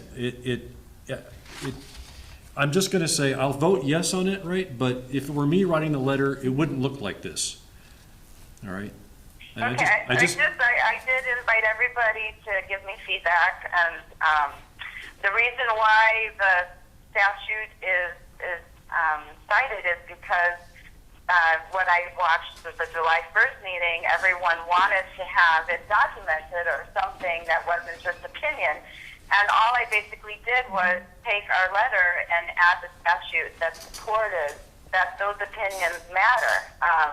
Like you said, the traffic, but last time you said that was an opinion, or noise, but last time that was something that was mitigatable. So I think that look back 2 weeks ago when the statutes weren't in the letter, and it was a much shorter letter, and it was considered emotional. And it was still emotional, and it still contains a lot of conjecture. And that's one thing I can't support, is conjecture about future conditions that you can't prove at this point in time. I said I'll still vote aye on this letter because it gets the job done, but I just want to make that point. Well, and I sort of agree, because I think as I understood our conversation 2 weeks ago, I had suggested that we make this more factual and potentially include the statute, but I was thinking that our legal counsel would do that, and that was our direction to them in terms of going to the Burlington DRB to effectively plead our case in an appropriate manner, that this is a zoning issue, or these are state statutes and you're not in compliance, and this is, these are the issues that affect South Burlington. And I believe they still will do that. And they probably will use some of your wonderful research, Megan, to make that case.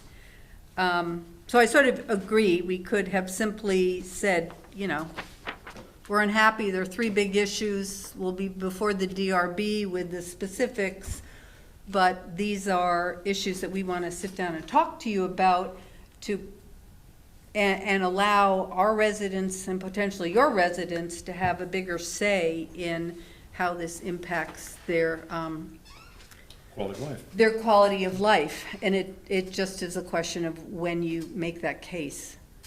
Well, So, I mean, I will sign it as well, but I would agree, it is a little lengthy, and I don't know if I was a Burlington councilor, if I'd read the whole thing, frankly. on the other hand, But- Megan interpreted what we said and made it factual, and it got long, so be it, let's go. All righty. It will be very useful, so I hope they agree to the meeting, and I will follow up with the mayor to see if that's possible. I mean, they don't have to meet with us. Okay? Good, yeah. So all in favor, signify Aye. by saying aye. Aye. Aye. Okay, Let me take that, and I'll get it right back. thank you. All righty. And thank you for your strong advocacy.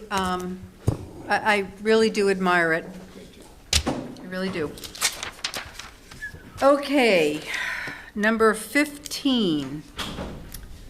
So this is going to look a little familiar, and it is a memorandum of understanding between the 3 cities of Burlington, South Burlington, and Winooski in regards to the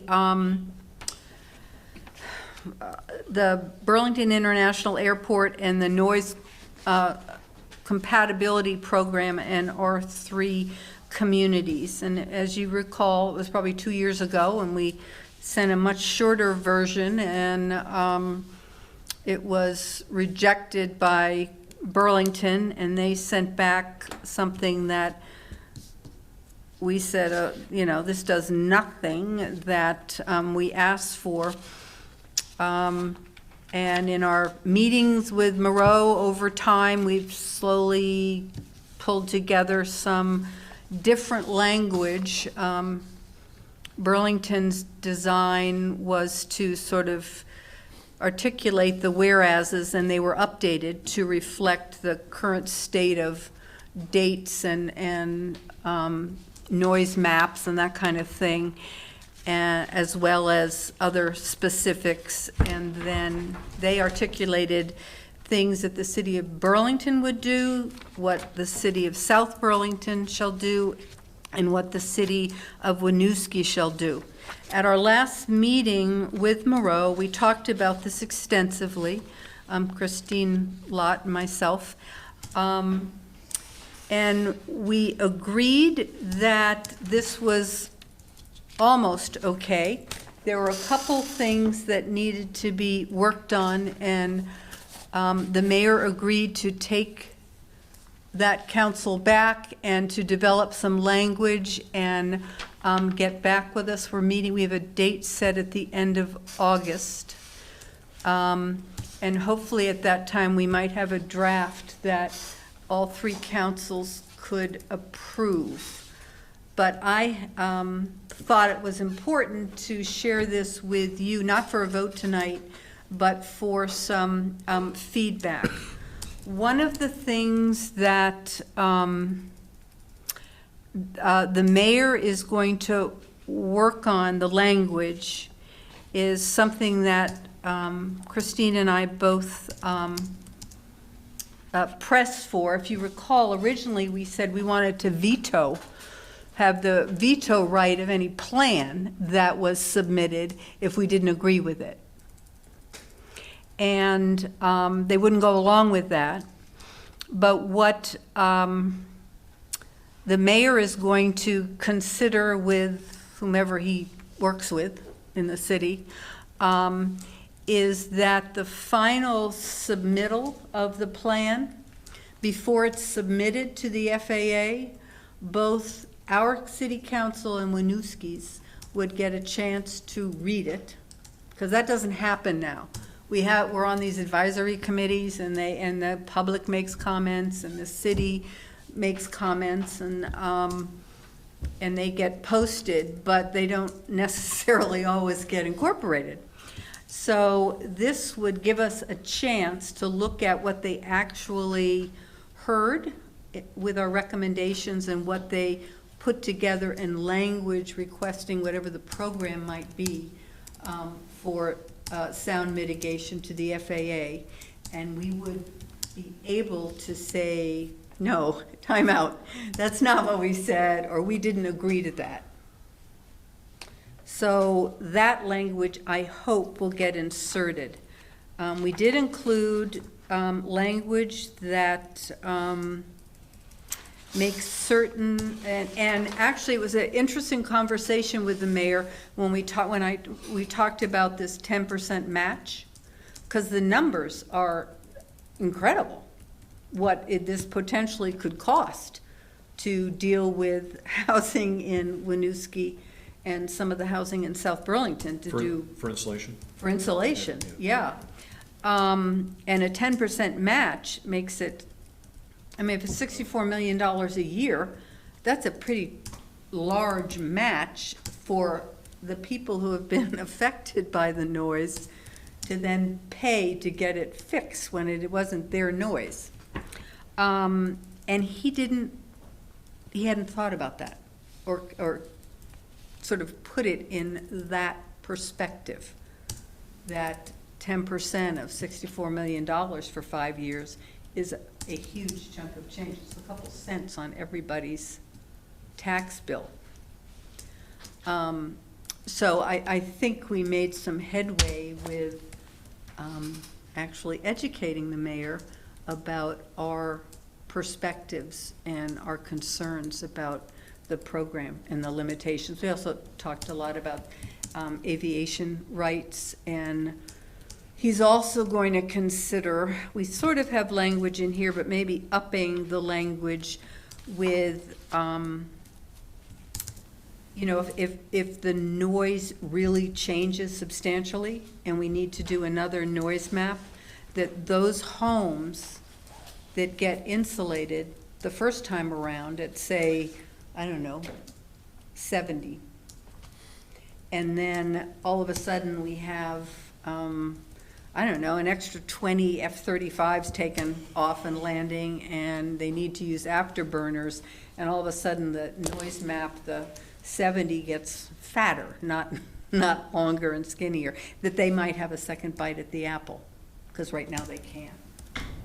So he was going to look into that and see what they could feel was language that they could find acceptable. So that's why I'm sharing this with you. If you have any thoughts about some of this language that you want to change, I do want to suggest the Energy Committee did request that on, let's see, where is it? Which one? Where they're talking about working with organizations that do energy efficiency. They listed, I can't remember which one it is. They list a number of organizations, and they wanted us to add Vermont Gas, because they have done a lot. And they aren't, and I'm not finding it. I have a different, maybe I put it on this. But I'll take that back to the mayor, or tell him if, oh, I know, it's in second to the last thing that Burlington's gonna do. Must be, oh, yeah, an M at the very end. This could include partnerships with Efficiency Vermont, the LEAD program. I will suggest that they put in Vermont Gas Systems, because they are one of the leaders in that organization. Why isn't GMP in there too? I'm not sure they were as involved in the energy efficiency when we did that program in South Burlington. It was really Vermont Gas Systems. As people switch over to heat pumps, right? You know, those are electric, not gas. So, I mean, they might have a, does it hurt to put their name in, or do they have to be? No, I don't think so. He this was from Keith Epstein. He just sort of noted that he was a partner that they'd been working with that was not on the list. So if you want to include that, I don't think anyone would object. What about J, where it says hire at a minimum a full-time employee? Do they mean at a minimum one full-time, and it would be better to have more than one full-time, or do they want a full-time employee to work overtime? on J for Burlington. I think they mean at least a full-time employee. If you would like it to say at least. Yeah, so hire at the least a minimum full-time employee. Any other? So does that mean that? Yeah. Go ahead. Me? Yeah. Okay. The advocate to maintain a ratio of FAA funding, it's a K that's crossed out. I just want to make sure it's not lost as a separate point. I think it should be M. And then commit to explore should be N, and commit to monitor should be O. Is that true, or is K struck out? Is that part of L, or should it be its own letter? It sounds like it should be its own letter, and K was struck by fault, right, so it should be L, M, N, O. So what should O be? So K is struck. Maybe it should be L, and M should be N, and N should be O. You're just missing a lettering. Because it goes, if you look down from the top, A, B, all the way through I, so it's then J at the top of page 2. Yeah. So it should be K, L, and then M should be advocate to maintain a ratio of FAA funding. Oh, And you know, I'm N sorry. should be, I just want to make sure it's not lost. And You know, I was working off a slightly different,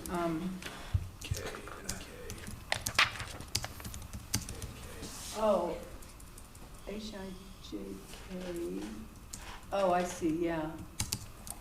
Oh, all right, we can re-letter that.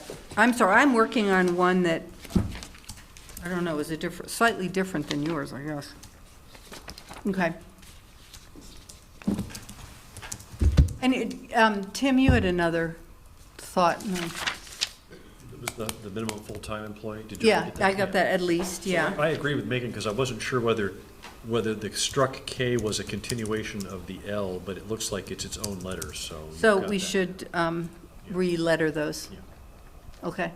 Anything else? Is this something, if we can get those other items included, that you would be willing to sign? I mean, it doesn't give us veto power, but I think, in the words of the mayor, it's,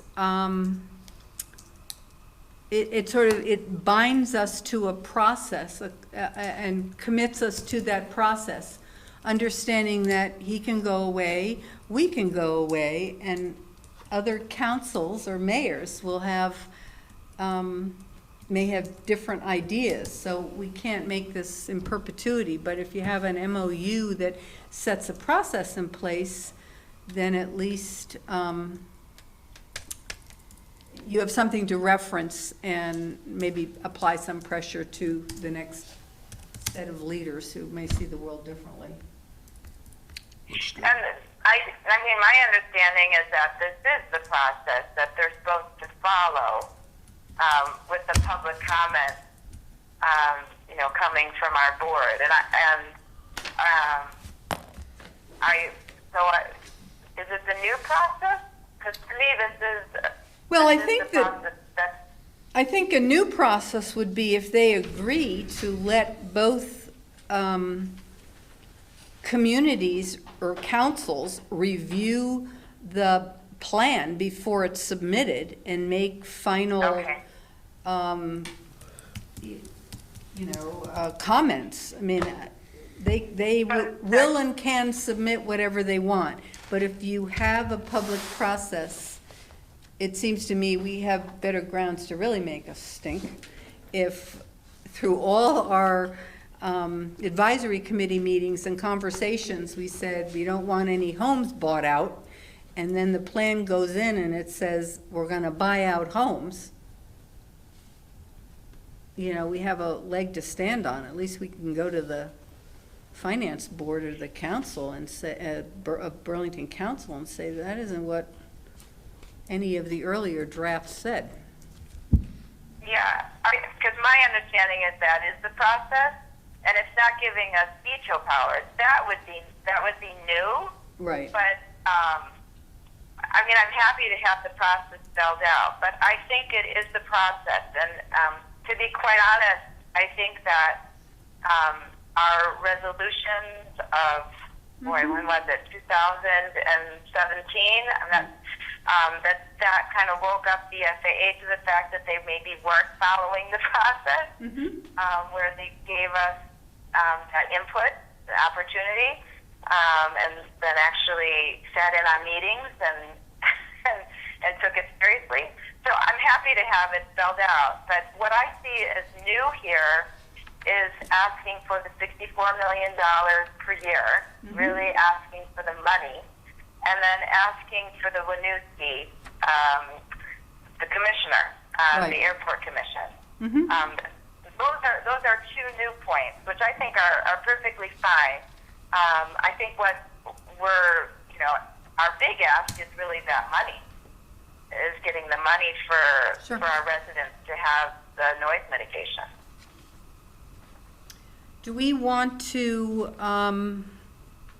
have as another directive to the city of Burlington, or what they should do, is to advocate? I mean, we talk about how much money is needed.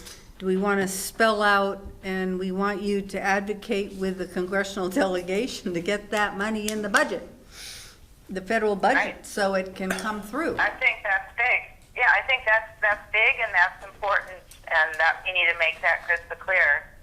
And I think that I also, the commitment of requests for FAA NCP funding annually, that's important. So, I mean, what's currently the M here with regard to the noise, mitigation. I think that they've done it in the past, but I think that it's good to have it, just written down. So I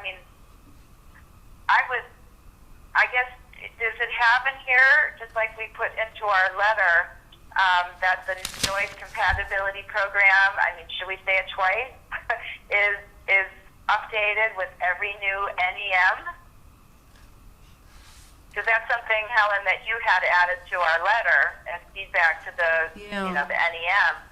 And I like that point. I think that was a really important point because we got surprised when there wasn't a new noise compatibility program process after the 2015 NEM. And so I think that saying it twice doesn't hurt. Okay, so reinforce, I'm just writing myself notes, reinforce new noise, no, it's new mapping, right? Yeah. New mapping when changes occur. Okay. All right, that's really good input. I will share that with both Christine and Moreau as the discussion from this council and see where it goes. All righty. Thank you. Good work. All right, update on consensus polling application, item 16. Thanks, Helen. Before you is a report, and Megan, you don't have this. We just put it together this afternoon. There's a report from Consensus for 3 successive weeks, which speaks to the questions that Consensus asked and the results, and then how many people are registered in the program or on the app, how many have authenticated their location, and just some other data, and we'll get that to you. In the meantime, Coralie just had a few updates that I thought I would read, and then we'd like feedback from the council about questions that you might want to have asked as this goes forward. So remembering that this is a pilot program and that the main purpose is to work out the bugs in this app. We now have over 580 people are registered for the app. 184 have attempted verification. So it's really where the problem with the app lies in some extent with the verification issue. How many have attempted verification? 184 have attempted verification. We have moved the verification with ID further back into the app. This allows anyone to download and answer questions without having to take a picture of their license. We do ask for the information again later, but do not restrict access at this point. So this is something that Consensus is going to have to deal with. The whole idea of verification was to assure that the people answering the polling questions were actually residents of South Burlington. And it seems that at some level people are reluctant to take a picture of their driver's license for that verification. And so we've been advocating that they maybe consider a utility bill or something of that nature. But at this point, since it is a pilot program, we're not asking them to validate up front. We can eventually restrict the questions to those who have verified with ID if we decide to go that way. Coralie's been getting regular feedback from users and then turning that feedback around and sending it back to the folks at Consensus. We currently have 8 active questions and have been typically setting for 20 days as the time for responses. And so at the end here, I do want to open the door to questions you might want to have answered. We're advertising weekly in the other paper and daily on Front Porch Forum to continue to encourage people to sign up for the app. So I think a lot is being learned by consensus with this pilot. I think it's meeting their needs. To some extent, if you look at the questions, it's, some of the questions are pretty easy questions, but hopefully they're beginning to meet some of your needs as well. So we've always maintained that on very important questions that this would not be the only avenue that we would seek public input. I have two questions that I would love to see. Yeah. One, should city administrators only consider responses collected from consensus from verified South Burlington residents? Just to sort of get them thinking about why we're asking them to verify who they are. So should we only consider responses collected from verified South Burlington residents via the consensus app? Do you understand that question? Yeah. You want to, yeah. And then the other one is, how much do you want a community pool at Veterans Memorial? A lot? Yeah, no. Vermont. It's a How much, good how much question. what? How much do community you want a pool. community pool at Well, Veterans? I think, in all due respect to the pool, we should probably find out how much they value an indoor recreation facility, because that's gonna come, that's ahead of the pool. I mean, the pool is wonderful, but it's a little pie in the sky right now. I'd like to get it to be regionally supported, so I hear you, Dave. I'm all for I think we recreation should space. ask, I think we need to find out some measure about the rec Put one in. facility. Would you guys mind shooting this email directly to Corley? Would you shoot her an email with the question you'd like to ask? Actually, any of you, would you shoot I- It's questions? gonna be a leading question towards, She might have to refine it a little bit. Yeah, I'm not sure I want to be the one. You mean, other than Writing just the wording. overwhelmingly, strongly? Well, she'll word and- it properly. And significantly, and nothing else? pretty much. I mean, the phones will have GPSs, right? So if you don't want to identify yourself, the consensus could take a sampling of your location at midnight or 2 in the morning. And then if it's always in South Burlington, you got to assume the person's sleeping there and they're probably a resident. That's just another. It might be more controversial. Well, no, I mean, but there's a ton of apps that Where do Google you knows your sleep at location night? all the time, Oh, yeah, right? that's true. They're just asking us that there's this circle in Vermont. Are you somewhere in here most of the time? At dinner time and, breakfast time, night time, whatever it is. I mean, that's another way to at least show that you're a resident. I would be reluctant to put in to put my driver's license in. I think there's so much in the press today about not sharing your personal information unless it's required by a law or something like that. I think people look at this and say, I'm not dealing with that. Would you And put? they're done. Would you take a photograph of a utility bill, like a GMP bill? Yeah, probably, but not a driver's license that or has the- your just the- picture and your birth date and all that crap on it. Just the address, maybe. The address. Yeah, it could be the address of your utility. Of course, if your utility bill comes online, or like Vermont Gas, I never see it. They just take it out of the, Oh, well, they there- just take it out of the bank every month. I've never looked at anything. I have no idea what they send me. Well, I just say it looks reasonable. they still send you a paper bill Nothing, for They Vermont should send you something. not anymore. Do you have Vermont gas? Yeah. It's recent. It's relatively recent. Yeah. You How can- about garbage? Do you get a bill for garbage? I Once do. a year. Wow, That's all you need. you don't create much. Here. I pay them once for the whole year, get a small discount, done with it. I don't have to think about it again. So, some But at other any meetings. rate, the point was, a driver's license is probably too invasive for an awful lot of people. But let me ask another question. We want to ask about a rec facility. Appropriately, do we ask about the importance of preserving undeveloped land? I mean, is that something we want to know? We already have, but it was Did we ask formatted. that? There was a question similar to that, but the answers were so long that many people can't see it on the app. So the app has some issues. Yeah, so the answers cut off the majority of the, I think we need to revise that question and reframe it and ask it again. So, I have would a- you have some thoughts on that? Can you send those over? So I have a question on, I think it's on Front Porch Forum, and I'm not sure whether, I guess it's an advertisement for consensus, but it asks the question about the F-35s, I think. And do they affect you or something? And it just seems, I mean, I've gotten some feedback, is that a real question? Because then I go to the app and it's not on there. Or is it an example of, this is the kind of information you could find? But as I recall, the way it's worded on the Front Porch Forum is this is a question that consensus is asking. Has anyone ever seen that? Anyone else seen that? I saw that, and it was asking about F-35 noise, but the F-35s aren't really here yet, so I didn't understand who was asking that question or if it was in consensus. And it's not on consensus, so I didn't know if it was an example or what. So I think the advertisement, maybe, to get people to sign up, Maybe it's- shouldn't be a question that, one, you can't answer because the F-35s aren't here yet.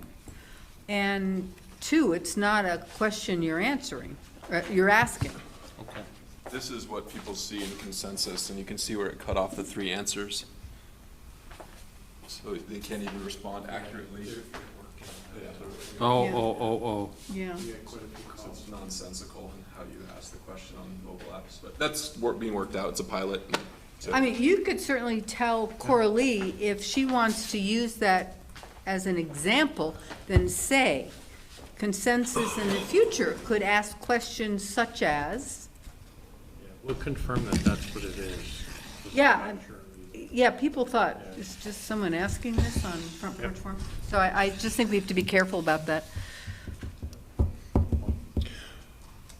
some residents have raised concerns about us defining policy or setting policy based on this, but I love feedback, and I just see this as another method to take a pulse of the community. So I do have questions about validity of responses, because you get an activist group that gets 13 devices, and if they don't have to verify who they are, they're just going to try to sway. So it's important that we know who the responses are from, but that doesn't mean we should stop this this pilot project by any means. I presume they have a way to eliminate people from answering more than once? Yeah, supposedly. I guess so, I mean, if somebody's got 2 or 3 emails, then they can probably answer 2 or 3 times. I can't see how they'd block that. If you don't verify who you are, if you skip verification, you have like 13 different devices, like many people do, and there's ways to mask your MAC address. That's all I'm asking. Yeah. It may not, Yeah. may be a superfluous question, but I can think of surveys that I've answered multiple times because there was no way, is this your favorite something? Whether it had to do with Oh, cars right, or yeah. whatever. You just do it, and then you wait. Your 10 favorite you bagel just do it shop again and for again the and again and 7 again. days. I do all my own course evaluations on myself, so it's like good reviews. No wonder you get all those awards. Right. Okay, Megan, do you have any comments on consensus polling? Oh, sorry. Let me get, I'm sorry, I couldn't find you up here. Great. Actually, I think you've covered it. I think that I first had difficulty getting on consensus my first time, and I let it go for 2 weeks because I got busy with other things. So I think it's, but I was willing to put in my picture of my driver's license. So I think it also had to do with aligning the photo with some kind, and I don't know all this technology lingo, but kind of the frame that the driver's license was supposed to be in. At least that's how I explained it to myself, because when I tried it a second time and I actually put it inside of the frame, then I could get into consensus. So I think that there are some little kinks, or actually big kinks, because if people just, it's not worth my time or effort, it's not going to be a useful tool. So I actually think it's probably the biggest kink. But I do see the potential issue of not wanting to share your picture. I mean, now we're talking about facial recognition technology and how it's used by, different organizations. I think that we have to really think carefully. The other thing I would say is that the date, the expiration date on the questions, if they're European, it has the date, month, year, which I'm fine with, but I think that it can sometimes be confusing to people. If it's the 7th of September, right, does it mean that it is the 9th of July? So I think we have to think about making it standardized to what Americans are used to for when the dates when things expire. But everything that I've heard you talk about, I completely agree with. And I think people are also curious to know who prepares the questions. So I think that there has to be a way for the public to be able to,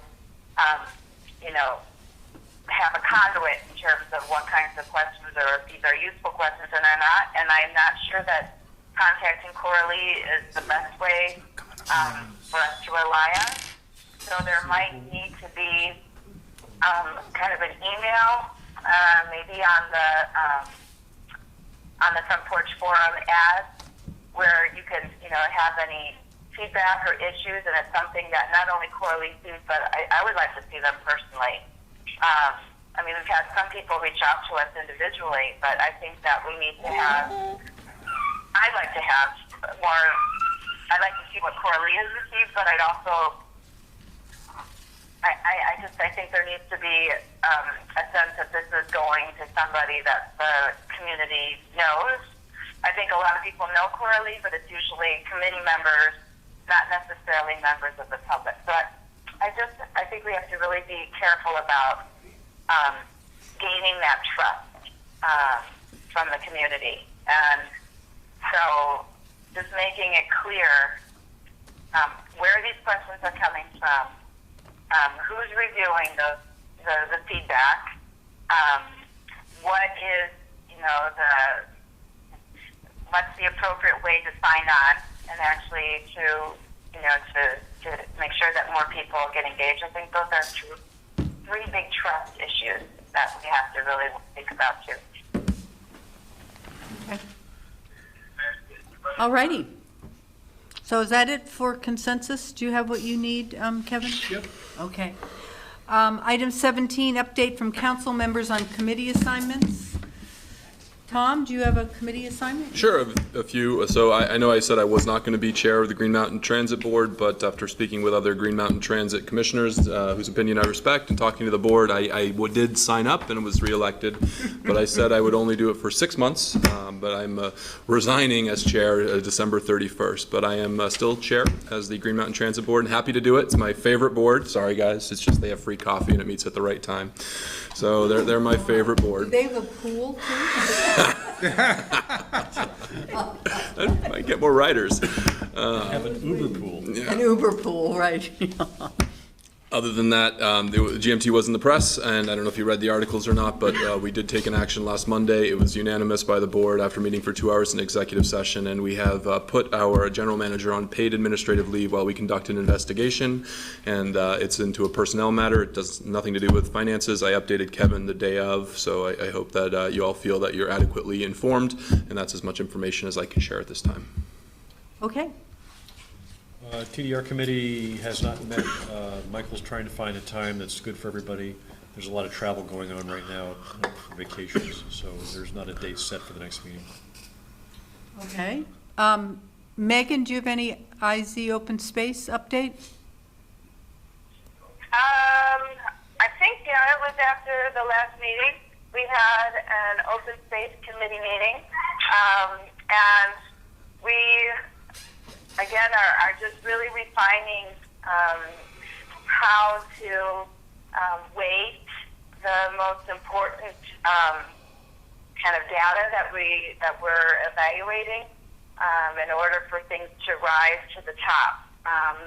So that's what we consider our tier 1. Looking at connectivity was something that we were really focusing on. I find the chair, Alan Strong, to be particularly skilled at identifying issues that need to be worked out and coming up with options for doing that. So that's what we continue to work on. He sent us another homework assignment by email today. So we're going to be looking at, he kind of went through 4 different options for how, these things can be weighted. I haven't yet looked through it, so I can't explain it to you tonight. But that's how he described it in his email. And so, it's just a really thoughtful, reiterative process. And so we're going to meet not this week because people are out of town on vacation, but next week on the 23rd. And then we'll probably just regather for the August 1st meeting. And after that, we'll have more public forum. Okay. Airport Commission meets Wednesday, so I don't have anything new to report.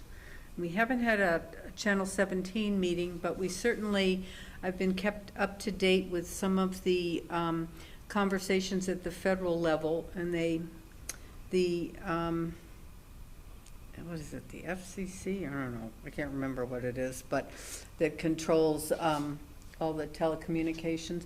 They are really pushing, I guess it's the Trump administration, to really back down on the original agreements that communities had or states had with, you know, the DirecTV or Comcast or those kinds of Cable systems, right? cable systems to in return for using the public poles to get their goods to all the different houses, they had agreed to support this public access. And the Trump administration is saying, well, you know, maybe they don't need to contribute quite as much, which really puts all the public access organizations throughout the country in a pickle if that money is really pulled away. And particularly, I think, at a time when, you know, democracy is needing a shot in the arm to get, you know, information out to the public that is not related to any kind of corporate entity, whether it's, you know, public TV or whatever. This is the community's ability to speak out and participate in democracy. So that's problematic, but, you know, we have good people working on it. It just is, it's always disappointing when something that was agreed upon in good faith and continues to be important to their livelihood is just, someone decides they need to make more money, I guess. They shouldn't. More than they're already making, you mean? Yes, that, you know, it's not a fair shake anymore. So that's kind of the bad news. I'll keep you updated. You know, and as an organization, we're working to raise money and working with the state and to see what the next steps are to keep this alive. All right. Any other committees? No. No, the All only right. thing I'd probably add is, I can't remember if we'd met as the Dorset Park Skating Association, the rink boards. You know, we're hoping to be underway before long. There were a couple little glitches, hang-ups, and needs, as is always the case. But I think you may know more than I do at this point. I don't know. Turn Act 250. Yeah, and that's just, it's summer, it's behind. As soon as that's in place, I think we're ready to go. So hopefully construction will be able to start, you know, with it before, Excellent. maybe before Labor Day, which would be great. Okay. Is there any other business? Yes, we have a, John, why don't you come up to the, oh, we don't have a mic for you, but speak up, young man. You have a good speaking voice. He told me he had nothing better to do this evening, so he thought he'd come and watch us in action. Isn't that exactly, that's close, right? Night. Well, I'm learning a lot, and I'm grateful for that. Oh, please identify yourself for the, One of the 4 South Burlington representatives in the House. I have been quite taken with our public art project that is blossoming all over South Burlington now. And I think it's a model for grassroots empowerment of arts. And I know that when we return in January to Montpelier, the South Burlington legislators are looking at doing some kind of resolution honoring this kind of grassroots effort. And I think it would be great if the city council could do that as well. Because other, you know, and maybe you should leave the room, Tim, I don't know, but when I met Katie, she was saying now, Williston's talking to her, Burlington's talking to her. It's like this model of inviting people to just make art all over our community blossom. And it's happening. Every time I drive somewhere and I see new power box, I'm just delighted. And everyone's buying into it, and it's just giving utter joy. And so I don't know if there's some way that you could all consider doing a resolution. well, we did do a resolution that honored her and identified July 1st as Katie O'Brien Day. Okay, then I apologize. So- Thank you for that resolution. Yes. Because it is spectacular. Well, you know what you could do is I think we should do a GoFundMe effort. I don't know how to do that, to organize it, to buy the paints for Katie to do even more. She apparently applied for a grant We've with applied. our art committee, and they denied her. They didn't like her ideas. And I said, we appoint those people. We applied for a CSWD local color paint donation, which that's just being submitted now, so, because they just developed a policy for that, so. But a GoFundMe might, we might be able to That would help. raise some money to. Well, Helen, I'll borrow the city's resolution to adapt it for our state. Great. So I will take the good work you've done, and I'm sorry I didn't know that. And then on June 8th, I did go and watch our city work in such a beautiful way to the Odell Apartments, and Brett Leonard from Parks and Recs was the cook, and Kelly Kendall, our city librarian, was there with the little library bus, and our police department was there, and there were probably, I don't know, 75 to 100 residents. Oh, really? Wow. This picnic all coming together, and many of them didn't know each other. Really? They don't Good. really come out Good. and talk, and it was just great to see all the different parts of our city working together. What did they have, a cookout? Is that Yeah, right? yeah. There was hamburgers, and then there were hot dogs, but because it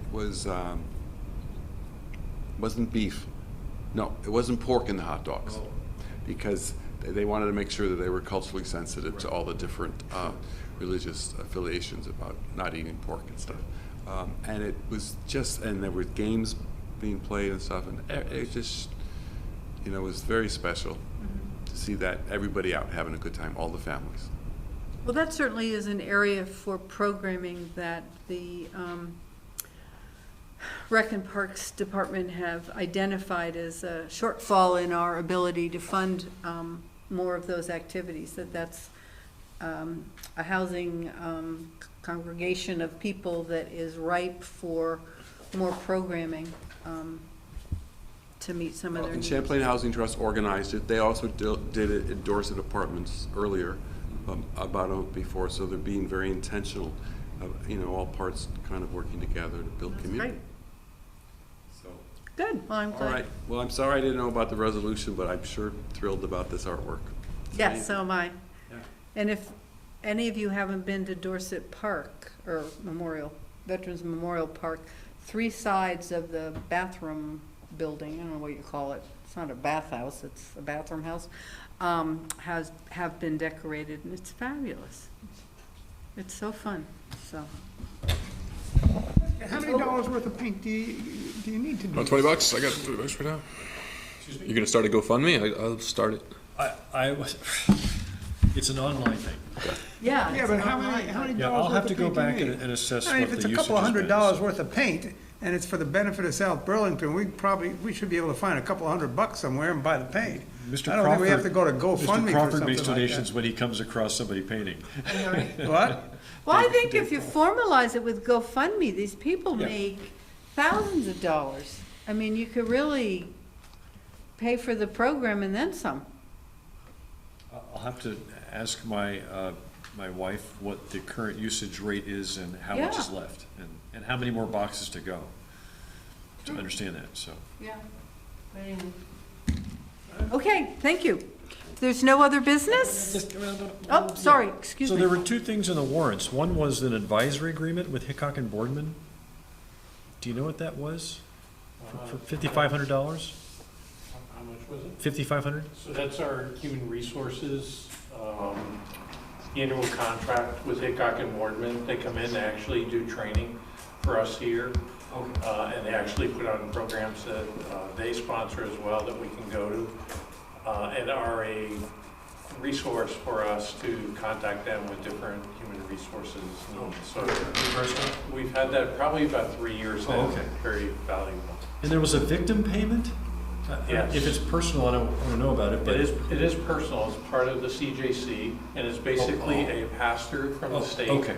You know, so Yep. it comes through us Okay, as a fiduciary, Yeah. but it's a state funded program, yep. thanks. All right. Well, good. Motion to adjourn? Oh, you have more stuff? Oh, you're moving. Second. Okay. Question, do we have a steering committee meeting? Is that next Wednesday? Is that what we're gonna have? What No. the heck do we have on the No, 24th? the 24th is the meeting between Helen and Elizabeth and David. And It's the leadership meeting. I just wasn't clear as to whether we were all supposed to be involved with that. No, or not. it was Fine. not steering. All righty, well, thank you very much. Oh, all in favor? Aye. Great, Thank you. good meeting. Excellent. Summertime, enjoy your trip. Good to see you. Everything good? Yeah. Yeah, see you. I'm taking my chocolate milk and I'm going. Goodbye, everybody. Goodbye, thank you Megan. for joining, and I hope it worked out okay. I'm surprised my phone lasted that long. I'm surprised my phone lasted that long.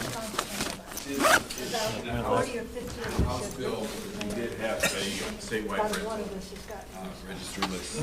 Oh, so that did.